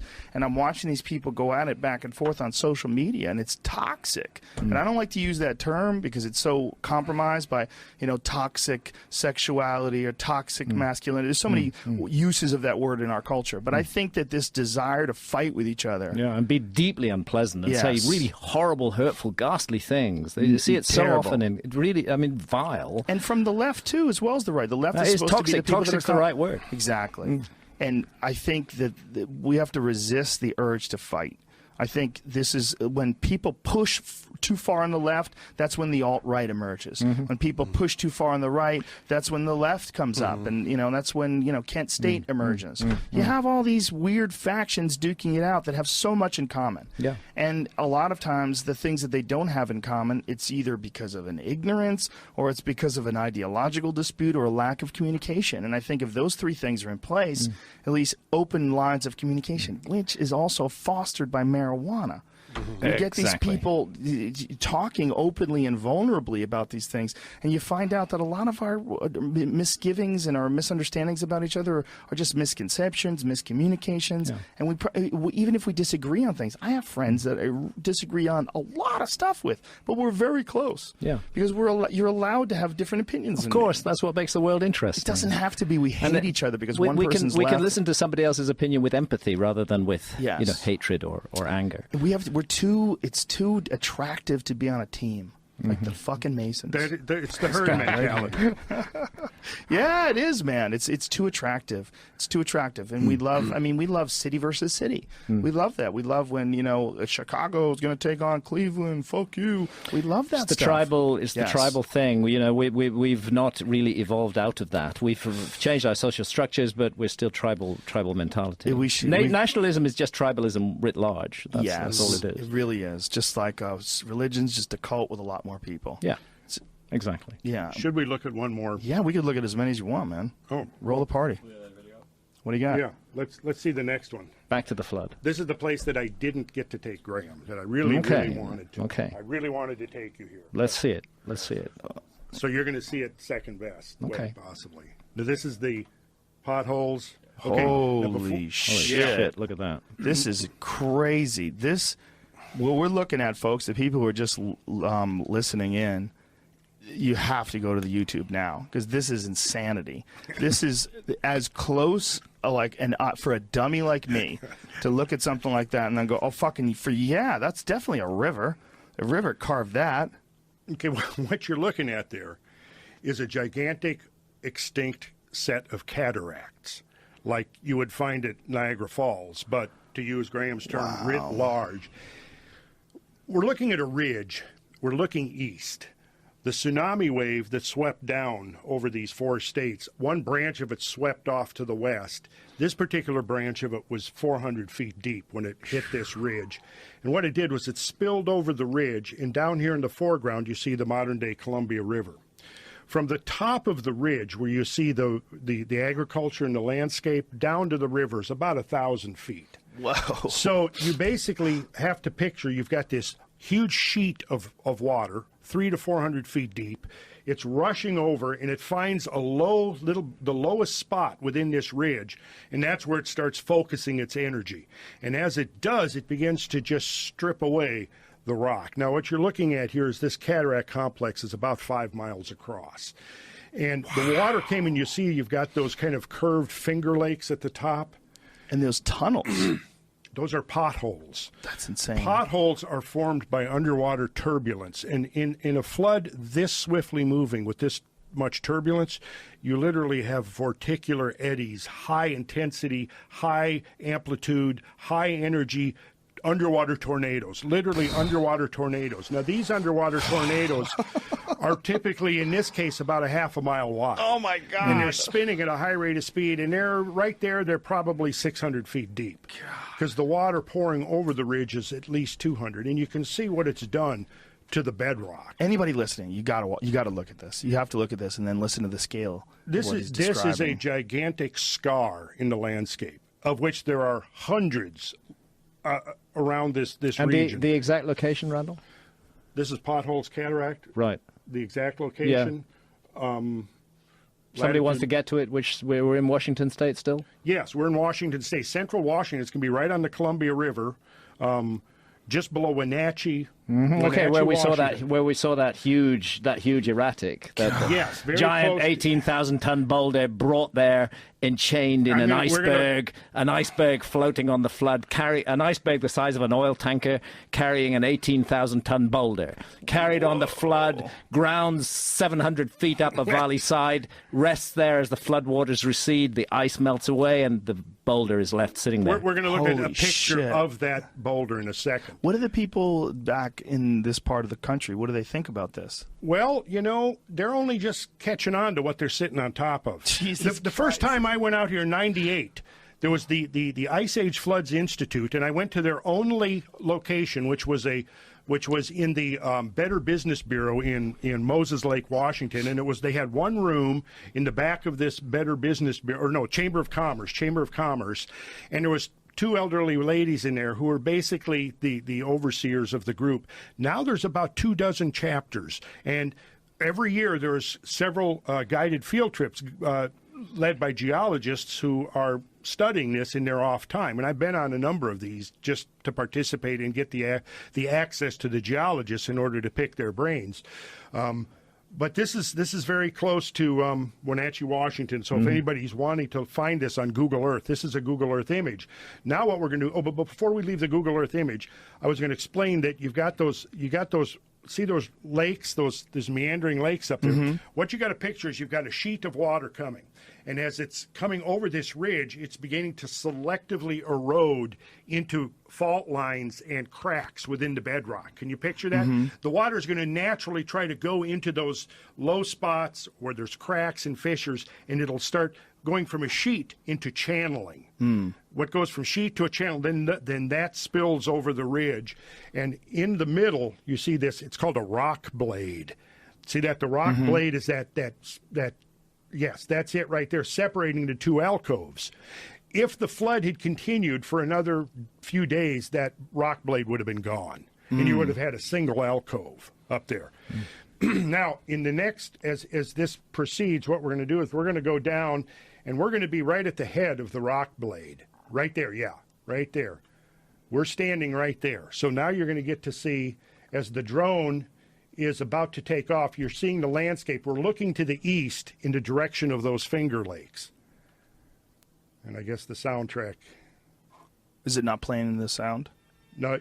Oh, there we go. You want to hear it? A little toccata and fugue in D minor. Ooh. Okay, and the landscape opens up. So you're on that rock blade. We're on the rock blade right Okay, there. that's So what- now you can begin to see the scale of this thing that we were just seeing from Google Earth. Well, now when you describe it, I mean, I would have just looked at it and go, wow, that's kind of cool looking.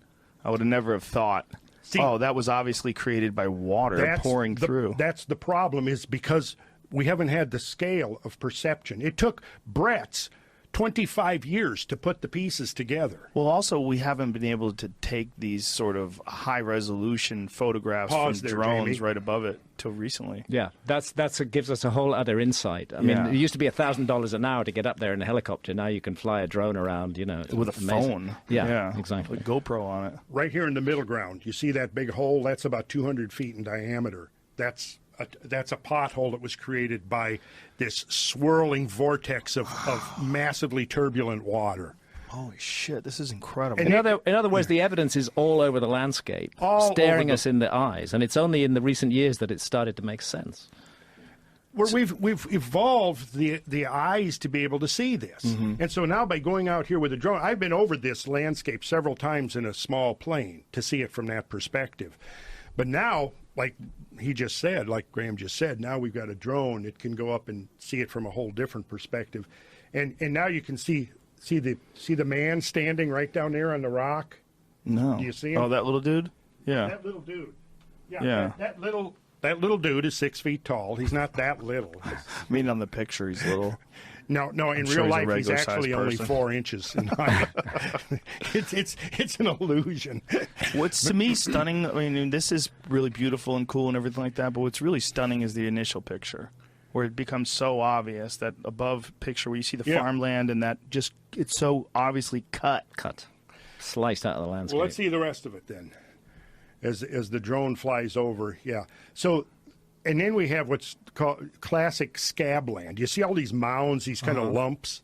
That's what are the scabs on the scabland. That's why it's called scabland. And again, it's flooding that causes it. Differentially yeah. plucking material off the surface.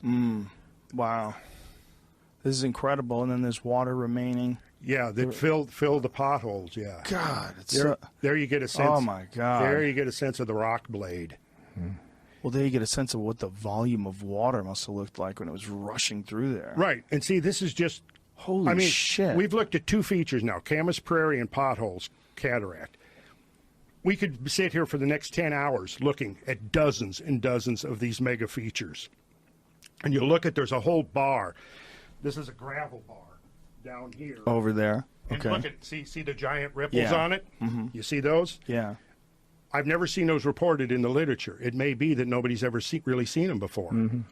Or no one's ever paid attention. Nobody's ever paid attention, but there they are. So what is mainstream science used to describe this sort of, or mainstream archaeology used to describe these features? This would be geology. Well, Did I say catastrophic archaeology? flooding. Yeah, what would they, so they believe this is catastrophic flooding as well. yeah. They just think it's a slower. They think it's lots of small catastrophic floods. They're not one big catastrophic flood. And what kind of timeline are these geologists putting on this? 2,000 or 3,000 years. Yeah. And why do they think that? Well, because of the ice dammed model and how much time it would take. See, it gets complicated. And because until the comet research, there was no credible source of heat that could melt that amount of ice and cause that. Right. Now that's the new factor that's come into the Right. equation. Now you look at the people standing on the cliff edge there, the edge of the rock. Do you see them down there? Yeah. So now you get the sense of Scale. what would survive again in the aftermath. Not of that dude. No, not that dude. Not that dude or his buddies. Yeah. This is a crazy place, man. It's crazy to look at. It's just so, when you were looking above it, like even here, I mean, you get a sense of it, but if you had just showed this to me, quite honestly, I probably wouldn't have pieced that together. But when you look at it, the original image, it's so blatantly obvious. Right. Well, that's the thing now is we are in this position where we can see it. And when I take people out in the field, what I do is I prep them first by showing these images from NASA, the satellite photography, the Google Earth imagery, aerial photography, then ground photography, and then you go out in the landscape. And at that point, you can start having this framework for understanding what you're seeing. Otherwise, you just don't. The scale of it is too vast. It's amazing.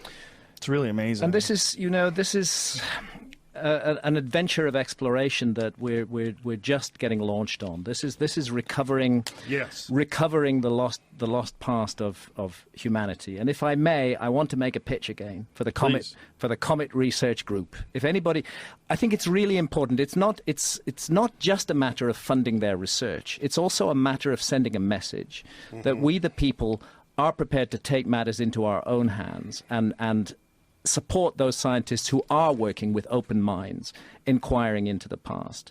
And whether you give $1 or $100 or whatever, any little counts. It says it's the voice of the people as much as the money that really matters. These guys, the Comet Research Group, they need their research funding. They have an Indiegogo crowdfunding campaign. You can go to my website, press the Comet Research Group banner. It will take you to a page with all the relevant links. Please consider supporting it. It's valid, it's worthwhile, it's worthy work, and it has the potential to change the whole story of our past and our future. And it's a story that would be incredibly exciting to be a part of. And that's what I'm trying to get people to think. Look, there's this thing happening, and it is democratic in its own way.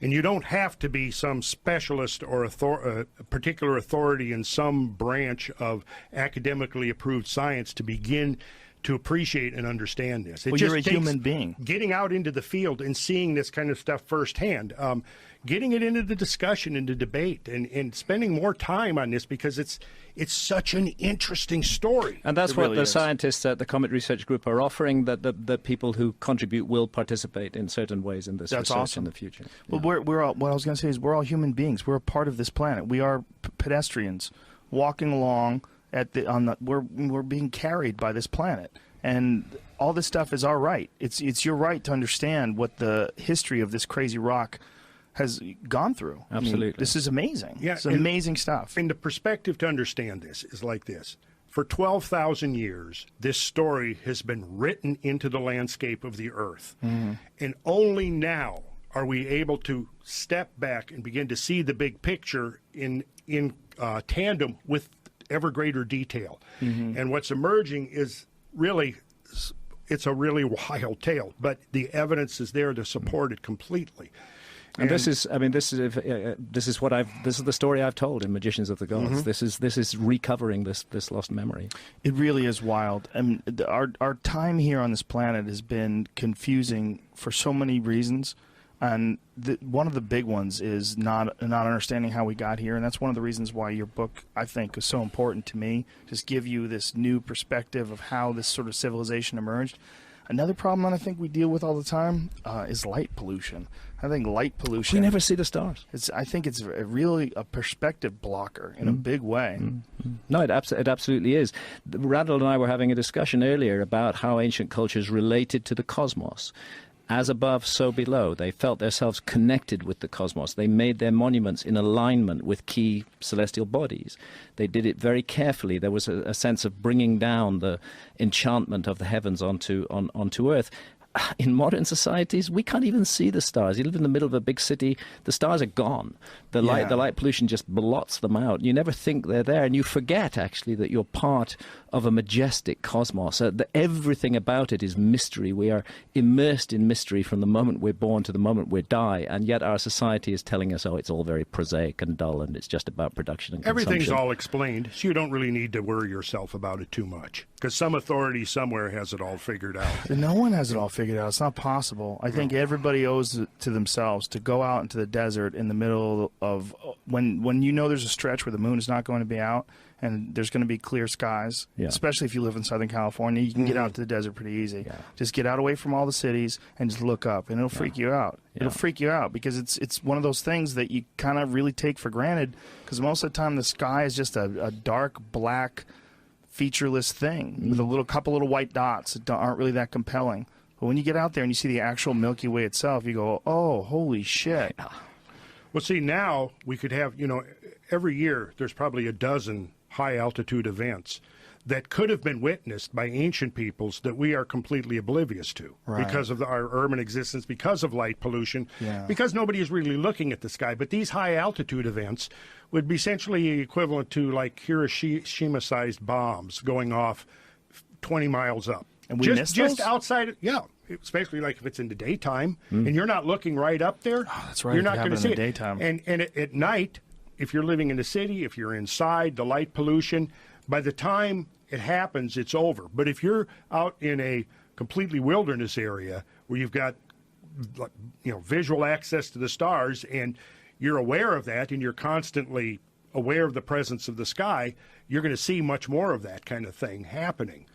Then, if the cosmos decides to get a little bit more active, which it apparently does from time to time, suddenly the sky is now becomes a major factor in your existence, your tribal existence, your cultural existence, especially if in those episodes you have multiple fireball-type events that could be on the scale of anywhere from Chelyabinsk up to Tunguska, and that's what Klube and Napier.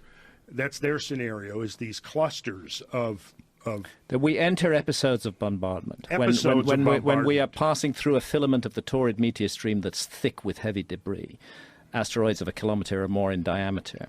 When we enter those filaments, we are entering a period of episodic bombardment when human civilization is at risk. And according to their calculations, we are entering one of those filaments in the next 30 years. Jesus. And that's why we need to pay attention to this, because 30 years is enough time to do something about it. If we apply the resources of our civilization to this, we can solve this problem.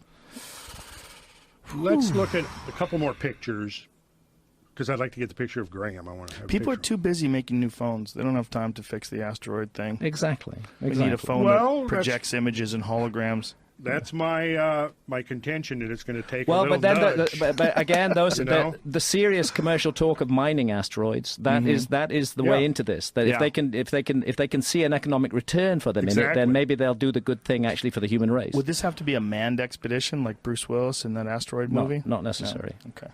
What's the image that we want to show? Well, Jamie, why don't you go to the folder of the one we opened? Folder of awesomeness. The folder of awesomeness. Yeah, just let's start with 1007. What are we going to look at here? Well, we're going to look at some NASA stuff. Oh, cool. And then we'll look at a couple of Google Earth things, and then we will look at a couple of U.S. Geological Survey things, and then we'll look at some photographs. 5 minutes worth. Okay, let's do it. What do we got? Whoa. Okay. Holy shit. This is one of the early NASA photographs taken from 500 miles up, back in the late 70s, actually. And what we got here is the two big scabland tracts that show two of the big meltwater streams that have left their scars in the landscape. So each one of those varies roughly between 10 and 20 miles wide, and the bigger one on the right is probably 50 to 60 miles long, or actually a little bit longer than that. But you can actually see that when the water swept down from the north out of British Columbia, it washed away 200 feet, roughly 1 to 200 feet of the existing topsoil. It had covered the basalt bedrock, right? Basalt bedrock, by the way, that was originally formed by eruptions of the Yellowstone caldera, interestingly.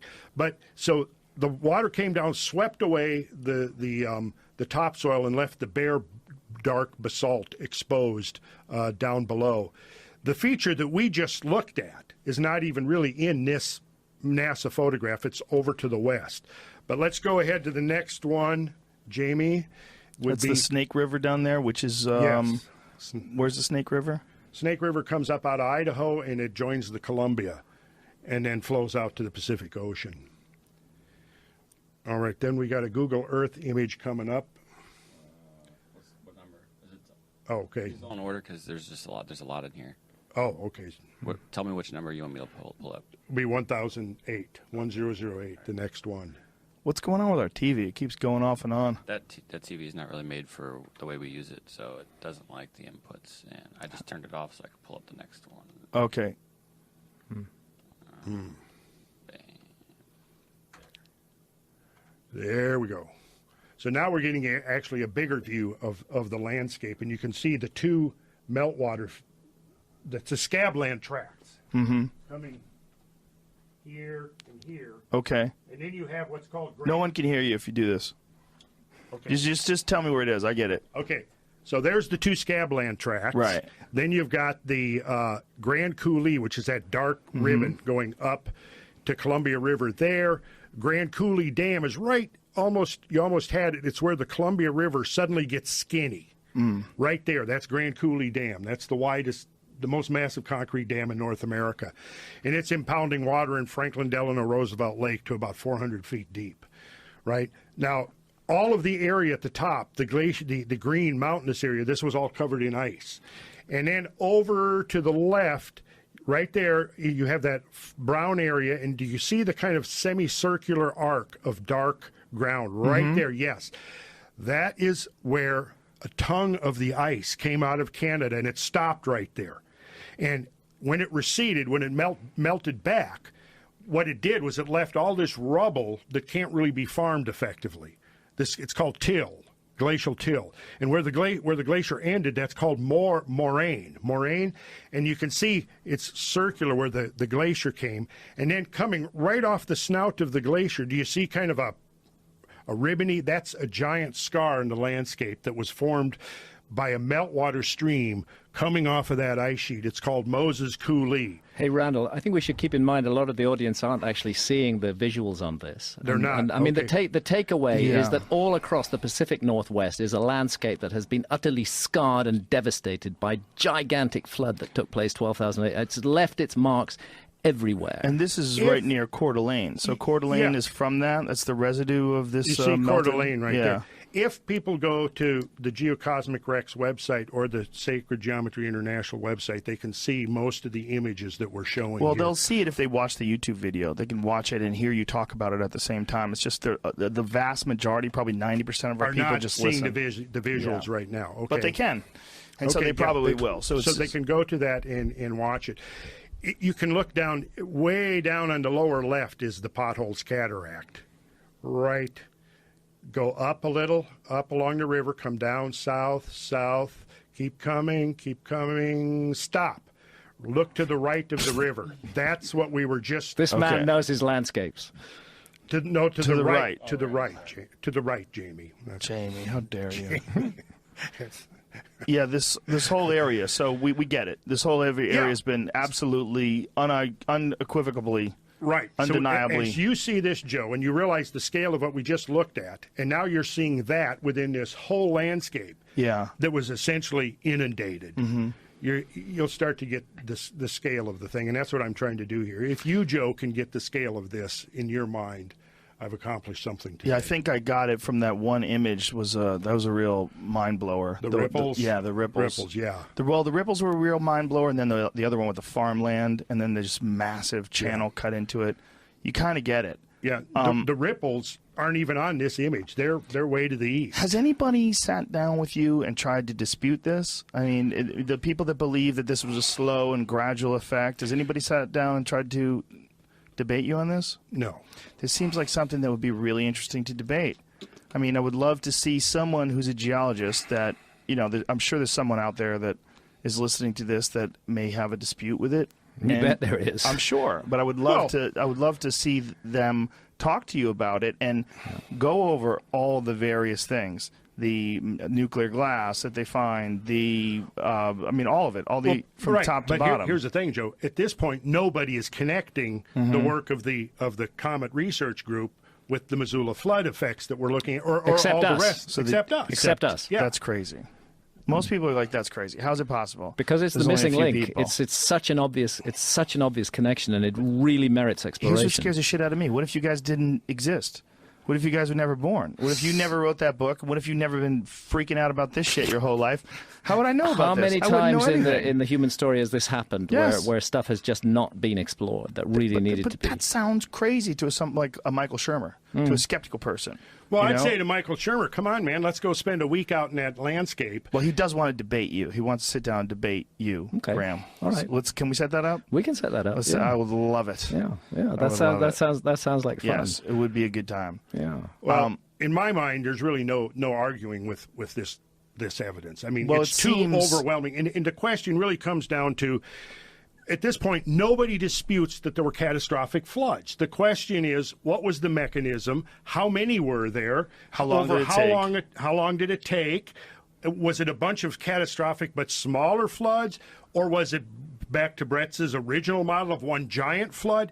And I think the truth actually lies somewhere between the two. And again, the geology gets complicated, but I'm writing it up. So I will explain in detail what my thoughts are. And after having crisscrossed thousands of miles of this landscape repeatedly and basically absorbed every piece of scientific literature ever written on it, I've evolved some ideas about what could have happened here and how it happened. Well, I was a grown adult, and I found out that North America, most of it was by, 12,000 years ago, was covered by a mile-high sheet of ice. But I was a grown adult, and I went, North what? America, roughly north of Minneapolis. Yeah. Yeah. And that's common knowledge, right? I mean, everybody knew yeah. that. Anybody who's actually studied the history of it, but it never made it to my dopey head until I was a grown adult, and then I went, wait a minute, what? And the idea in my mind that this whole thing was covered just 12,000 years ago, that seems so incredibly recent. And by the way, that ice was more like 2 miles deep. Consider the weight of those ice masses pressing down. I mean, anything that was there before the ice came down would have been ground to powder. Yeah. And then as the ice cataclysmically melts, everything below it is washed away forever. It's like an eraser for the world. Yeah, That's a great phrase, an eraser for the world. And that is the thing that so many of the skeptics haven't factored into their thinking when they're going, well, where's the evidence? Yeah. The evidence, as you've got to understand, is that we have to rethink the possibility of evidence once we know that there has been these erasers of the world that have transpired. And not just once, but I mean, what we're looking at here is probably the most severe events in the last 5 million years. And I have a reason for using that number, 5 million. What's the reason? Well, the reason is based upon the severity of the mass extinction. We have to go back 5 million years to find an extinction event of an equivalent level as what occurred at the Younger Dryas. It's funny because what I would call a knee-jerk skeptical person would always say that extraordinary claims require extraordinary evidence. Is there anything more extraordinary than that image of those farmlands and that giant swath cut into the land that is a the mile extraordinary across? evidence. That is it, yes. That's exactly pretty, right. Pretty extraordinary. And then the core samples. The core samples that show this massive fluctuation of temperature. Yeah, that we've looked at that coincides with the melting of the ice. Yes. Yes, it's all there. It obviously all leads, even to someone like me, it leads to an event. And this cataclysmic episode immediately precedes the time when we've been told that civilization began. Yeah. That's the other point, which is really important. We have this huge punctuation mark, and then civilization suddenly starts to evolve. No, it was there before. This is a reinvention. Those hunter-gatherers, like those people that you would watch in one of those shows where they survive in Alaska. You ever watch those shows? Yes. Those shows are great, like Life Below Zero, those crazy assholes. Yeah, They yeah, live in- yeah. Those people would make it. Yeah. Those people would make it, and they would breed, and they would carry on. Yeah, yeah. What is that? What does it say? 1012. Oh, you could just say it. Next image. No, I don't want to interrupt you, Joe. No worries, no worries. Look at this. Wow. Okay, so that to me, I'm looking at this after what you've told me. That looks like water that has sort of like receded and left these lines in this hillside. Exactly. Think of a bathtub rain. Yeah. After, Joe, you get in there and you take a bath, and the water is basically brown with sediment. What and then as kind it of declines fucking away, it baths are you leaves taking? bathtub rings. You're leaving sediment in your tub? Hey, man. And you're quoting Genesis, and the waters prevailed exceedingly upon the earth, and all the high hills were covered. Wow. Not because I'm, trying to pump the biblical flood model. I'm far from it. What I am trying to do is throw out pictures whenever I realize here's a great quote, and it doesn't matter where it's from because there's so many flood legends you can quote from. Well, Yeah, the biblical flood model is it is one of those myths, is it one is. of those Yes. traditions that have come down, one of thousands of traditions right, that speak right. of this. The whole ancestral memory of the human race is telling us that something terrible happened. It's also very unfortunate that's all connected with an ideology that a lot of people find problematic. Like that there's this issues with that being, religion Of or a course, cult or this faith-based belief Well, system. we must immediately realize the flood is not the property of the monotheistic religions. The flood is Exactly. found Exactly. in every culture on earth. Also, in that a lot of these stories, you're talking about massive translations from ancient Hebrew to Latin to Greek, and a lot is lost in the process. Yeah. And you're dealing with a lot of these stories were handed down from generation to generation for what was it, like 1,000 years before the first version was ever written? Absolutely. So that is unbelievably fascinating. Go to 1014, 1014, and we'll see a topographic map. Ah, yeah. Whoa. Now that you know, Dry it just- falls. It's crazy. It looks like something just like you had a sandcastle or some flat sand set up, and a wave came in and cut through it and then pulled back. The wave came from the north, and it swept down over the landscape and basically carved and plucked and quarried and gouged and gashed that landscape. Wow.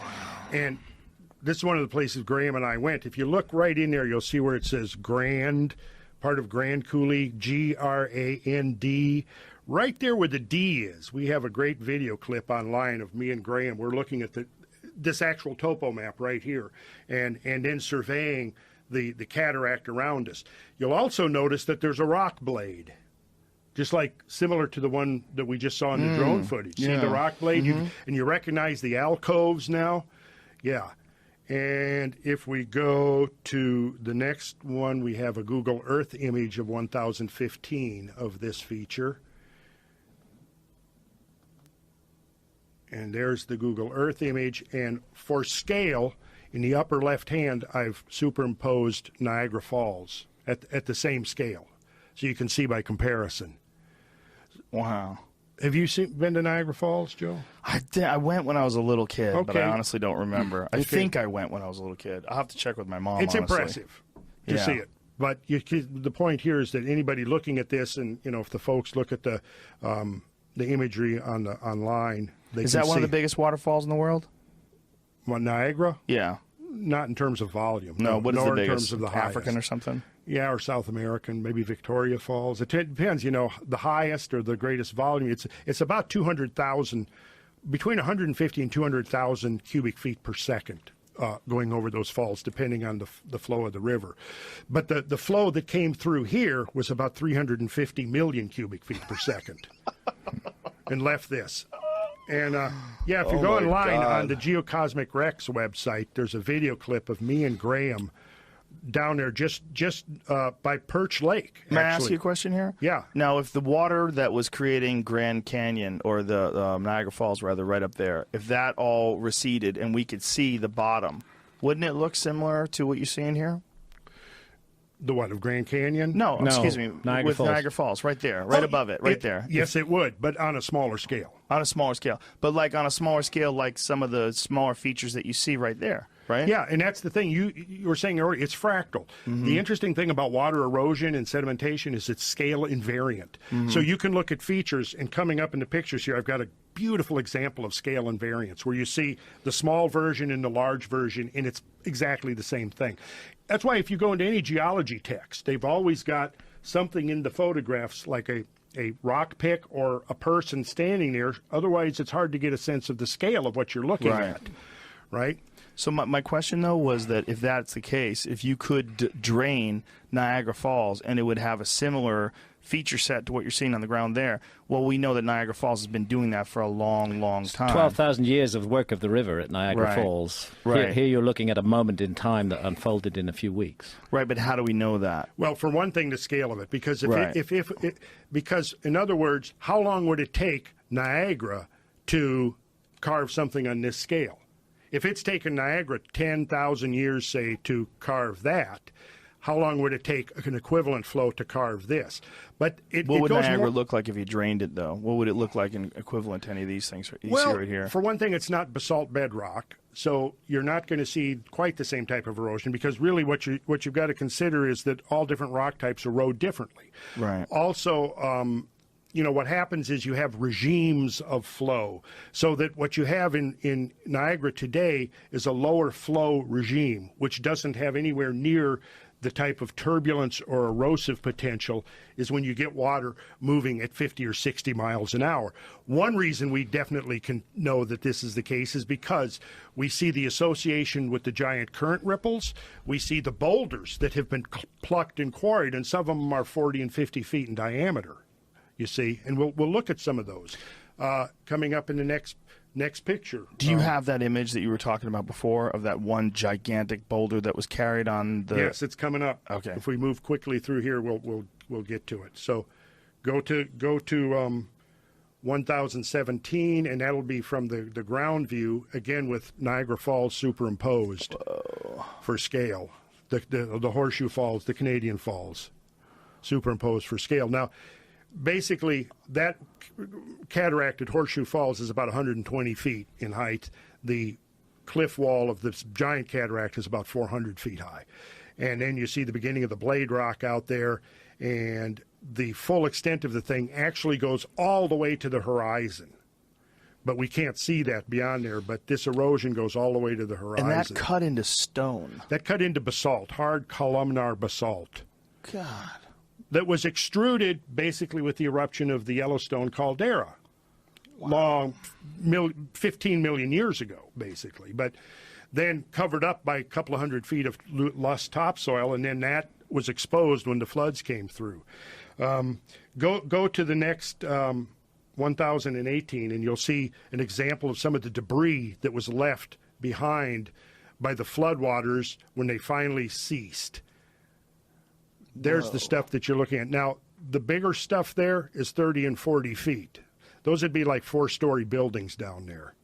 So those are just washed away by this gigantic river. That's just this massive, gigantic river moving 50, 60 miles an hour, sweeps through there, plucks and tears the bedrock, and then when the spigots finally get turned off, the water starts subsiding, and this stuff that's being carried in there just gets left in the wake, just like you're going to see any modern smaller flood is going to leave material in its wake. The difference is this material is piles of boulders the size of houses, gravel bars 200 and 300 feet thick and 3 miles long, and they're all in it. So, see, here's the answer to your question is, and this is how Brett's finally did it, was by showing that it was the full suite of evidence taken integrally that created a picture that was undeniable to the skeptics. It was overwhelming because it was every piece fit together too perfectly. And there was no other explanation other than gigantic hydraulic events. And now it's a question of the detail. What caused them? How long did it take? And that's where the controversy is now. This is amazing. It's amazing and terrifying. But what's cool about it is it's terrifying, but everything's okay right now. Everything's okay right now. Right now. So it's like you feel like, I'll be fine, but maybe not. if something like this happens again. Well, you have to ask what could be the change in in the human orientation to life on this planet. Like, for example, I remember the first Earth Day, 1970, right? When this consciousness about, hey, you know what? Our existence on this planet is having an effect on this planet, right? And at that point, you see this whole environmental consciousness emerge that didn't exist before that, right? Well, I think maybe in the next decade or two, we're going to see a new environmental consciousness that involves the recognition that this planet we live on is a very dynamic place and has been so, and is the key to deciphering a lot of mysteries, geological, cultural, historical, and paleontological, biological, etc. That this has been a dominant factor in the evolution of basically everything that's been going on this planet, whether you're looking at millions of years or thousands of years. It's such a strange time to be alive, where all this stuff is coming together. All this information is being exposed, and So it's we're as waking though up as though a looking at hidden it. archive has Yeah. been broken open, and the stuff is spilling out, and you don't know whether you've opened Pandora's box by letting it out. But And it's all logical. It's there's- all logical. It's so easy to follow. It's all. I mean, it seems like when it comes to like a step by step. 1029. 1029 coming up. 1029. I feel like I'm a bingo guy. Now this, we're going Whoa. to travel about 500 miles south out onto the Utah canyon God, that's lands. beautiful. And what you're seeing there is basically dry cataracts. Now that you've seen these cataracts, you can begin to recognize them all over the place. Now, this has not been acknowledged as being a cataract, but what you actually see when you look at the modern erosion is that these features are being slowly eroded and eaten away by the modern erosion. And it's a different erosional regime altogether that creates features like this. And this is a vast scale of erosion here. And when you travel over the Southwest, that is the most striking thing that you're going to experience if you're in empathic with the landscape, which is that there's been this enormous amount of erosion. Now, I'm not saying that this enormous amount of erosion was all created by one flood, but I think what it is possibly saying is that when we go back over several million years, gigantic floods on this scale aren't that exceptional. That there's something that from time to time, and see, here's the thing, this is completely removed from the glaciers. Any water that would have eroded this landscape was not coming from the glaciers. It had to have been coming from rainfall.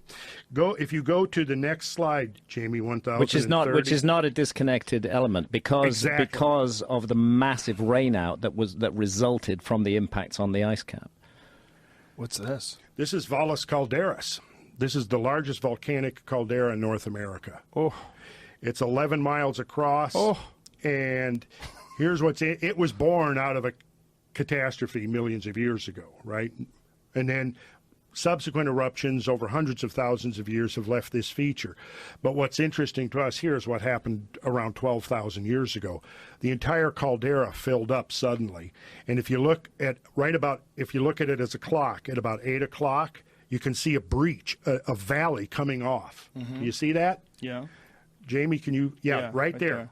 That was the spillover. So at the same time, now get this, at the same window of time that these flood events are happening up in Washington and Idaho and Montana, this caldera suddenly fills up with water.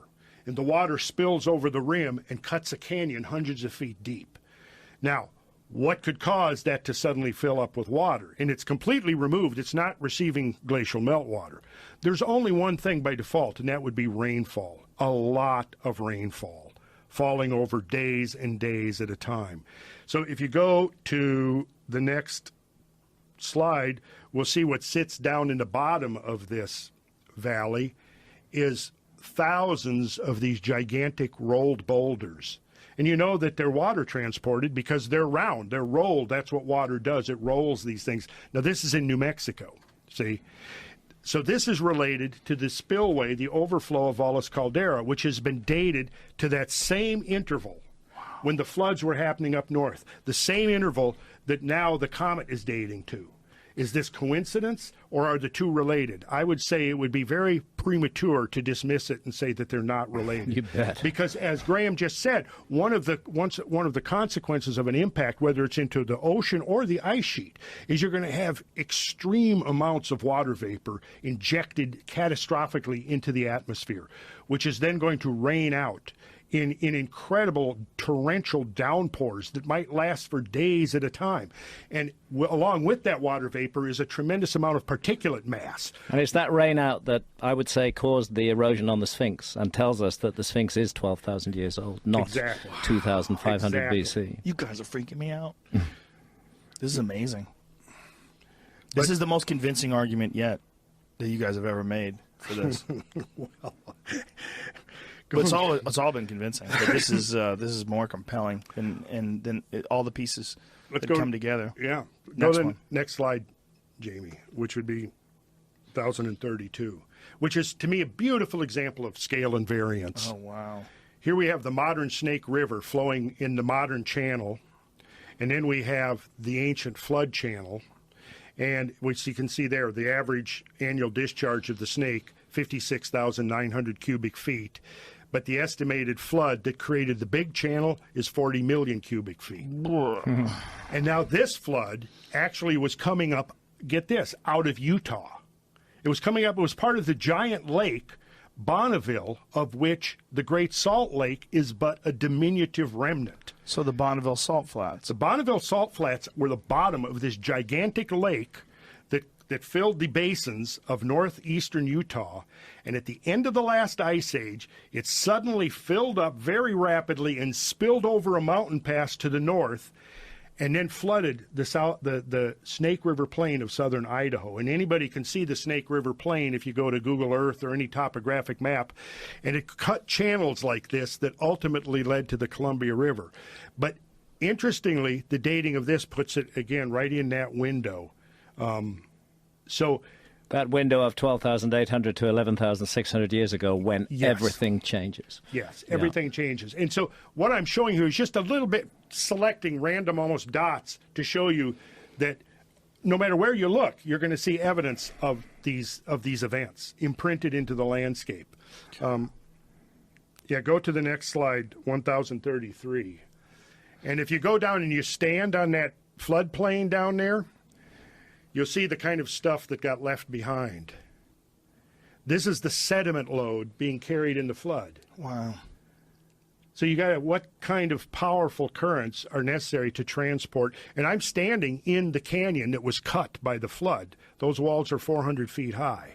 So what we would think of as being like little pebbles at the bottom of a stream that gets moved around in this grand scale. This is like sand grains on the bottom of a modern little creek or river. Except they're humongous boulders. Yes.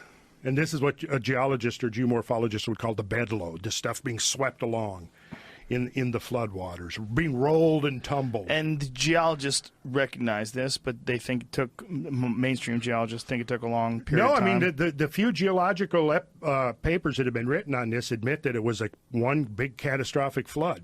Wow. And what is their explanation for that catastrophic flood? Well, that somehow Lake Bonneville rose up and breached a pass on its northern rim. But, Is that possible in any way? Well, yeah. If you have enough rainfall prolonged over a period of time, days or weeks, that the whole body of water could have raised by 300 feet roughly, and then But you would need something like the comet impact to provide you with a source for that rainfall. Right, because otherwise there's no other explanation for that kind of rainfall, and it's known from the modeling of oceanic impacts that yes, there would be unbelievable rain out in the aftermath of an oceanic impact, and clearly the same thing would follow in the wake of an ice impact. What oceanic impacts do we have on record? Only a few of them. There's one up by Sweden. We were discussing also the possible Indian Ocean impact. Possibly one in the Indian Ocean. 5,000 years ago, which creates tsunamis on both sides of the Indian Ocean, dated to about massive tsunami deposits.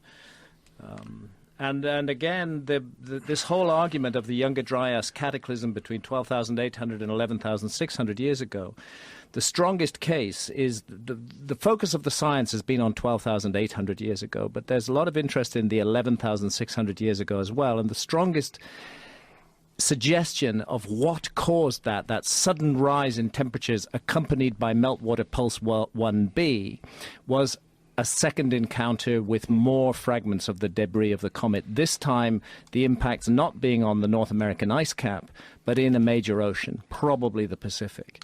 And that then puts a huge plume of water vapor into the upper atmosphere and shrouds the Earth and creates the greenhouse effect that accounts for the radical rise in temperature that occurred 11,600 years ago. More science needs to be done on that. It's another reason why I want to see the Comet Research Group funded, because this is important work. God damn, this is an awesome podcast. This might be my all-time favorite. Whew. Okay, we'll We've look had at some about fun. half a dozen more. Yeah, for sure. Let's roll. Okay, 1,039. And this is here now. You'll be able to see actually a person in the field of view next to a giant current ripple, and that's a giant current ripple field. We did see this one, Graham. This is the West Bar. I recall. Yes, if you go back one slide, we can see an aerial photo I took years ago of West Bar. It's 3 miles long. There it is. Whoa. And there's an airport down. The lighter colored buff stuff is a landing strip, and the airport building there is 3 stories tall. So this whole feature is 3 miles long, and the ripples here are on the same scale as the Camas Prairie ripples that we just looked at. Of course, this is in central Washington. The other one was in Montana. So again, as we begin to place these event nodes around on the map, we can begin to see the outlines of a really, really huge event. And all of this is going on at the same time. You've got to understand. All this is dated to the same time. All this is dated to the same time that you think the impact took place, and it's all over that coast. The only dates that we have that are hard dates are of volcanic ash, primarily from Mount St. Helens, that date at 13,000 years. But they use that as a baseline and then assume that there was multiple floods, and each flood was separated by 50 to 100 years. And what they've done is they've gone from Brett's original model of a single flood into a dozen floods, into 40 floods, and now up to 80 or 90 floods, which I disagree with. But on the other hand, I think you have to understand this in 2 phases, because the impact phase is going to melt a whole lot of ice all of a sudden, but it's not going to melt all of it. It's going to leave a huge amount of residual ice in the aftermath. Now, what we see is that particularly after the 11,600 year ago event, at that point, the whole planet comes right out of the Ice Age, inexplicably. That's the end of the Ice Age. That's the end of the Ice Age, the beginning of the Holocene. It's over. And basically, what we're seeing there is that there is a great deal of heat suddenly that's brought the planet out of the Ice Age. It does not revert back into the Ice Age like it did at the 12,900 event. See? So what we then have is that in the aftermath of this event, the whole climate of the Earth has been completely altered. The whole balance of nature has been completely altered from before these events to after these events. But what you have now is a lot of residual ice that takes about 2,000 or 3,000 years to melt away. So sea levels continue to rise. Sea levels continue to rise, and the melting of this ice produces some pretty big floods, but not on the scale of what we're looking at here. And I think it's my personal opinion that there's a confusion between the 2 different flood regimes. And I'm going to document I'm writing all this up in detail as a thesis to explain my interpretation of the phenomena over 20 years. But let's go to That would be so important. I would love to see people really go over this with a fine-tooth comb, because it's so compelling. It's just so amazing. Like, just this image itself is just wow. What kind of power and force would it take to create those ripples, those 50-foot high ripples all over the place, miles and miles and miles of them? Yeah, and you see, nothing since that event has really affected them. They're still sitting there as these gigantic, monstrous fossil features in the landscape. Now, when they do core samples on that stuff, what do they find out, like as far as the dating of it? Like if they get to the bottom of one of those ripples? Well, you've got to be able to find organic material in there.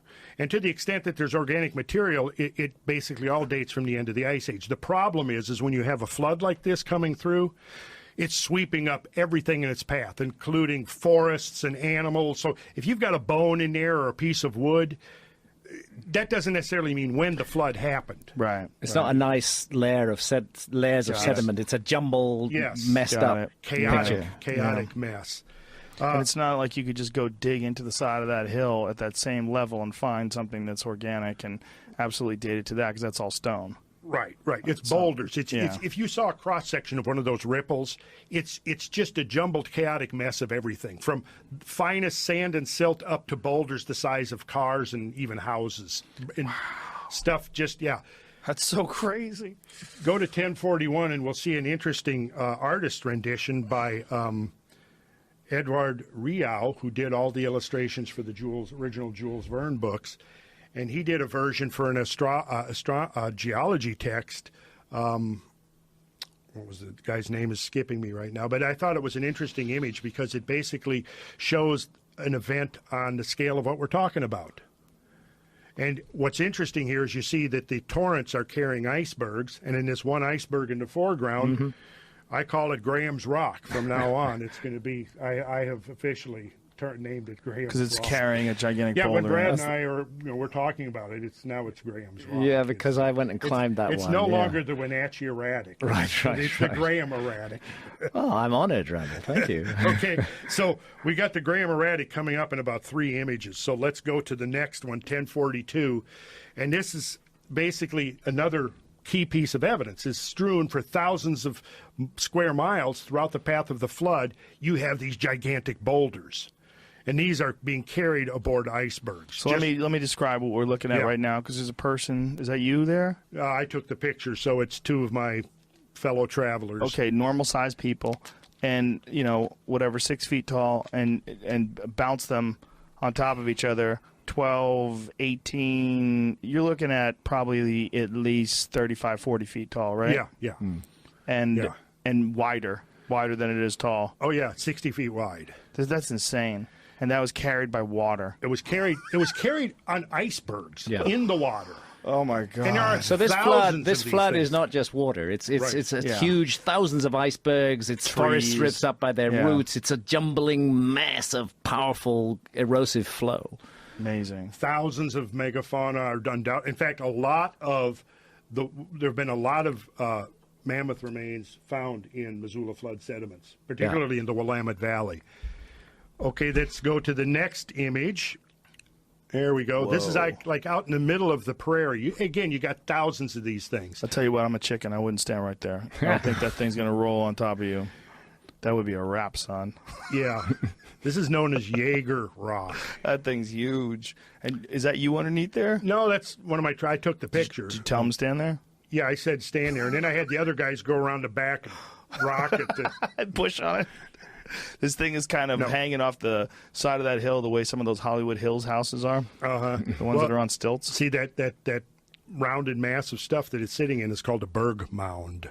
And you see, these icebergs are not clean ice. They're dirty. They're filled with gravel and debris. So when a berg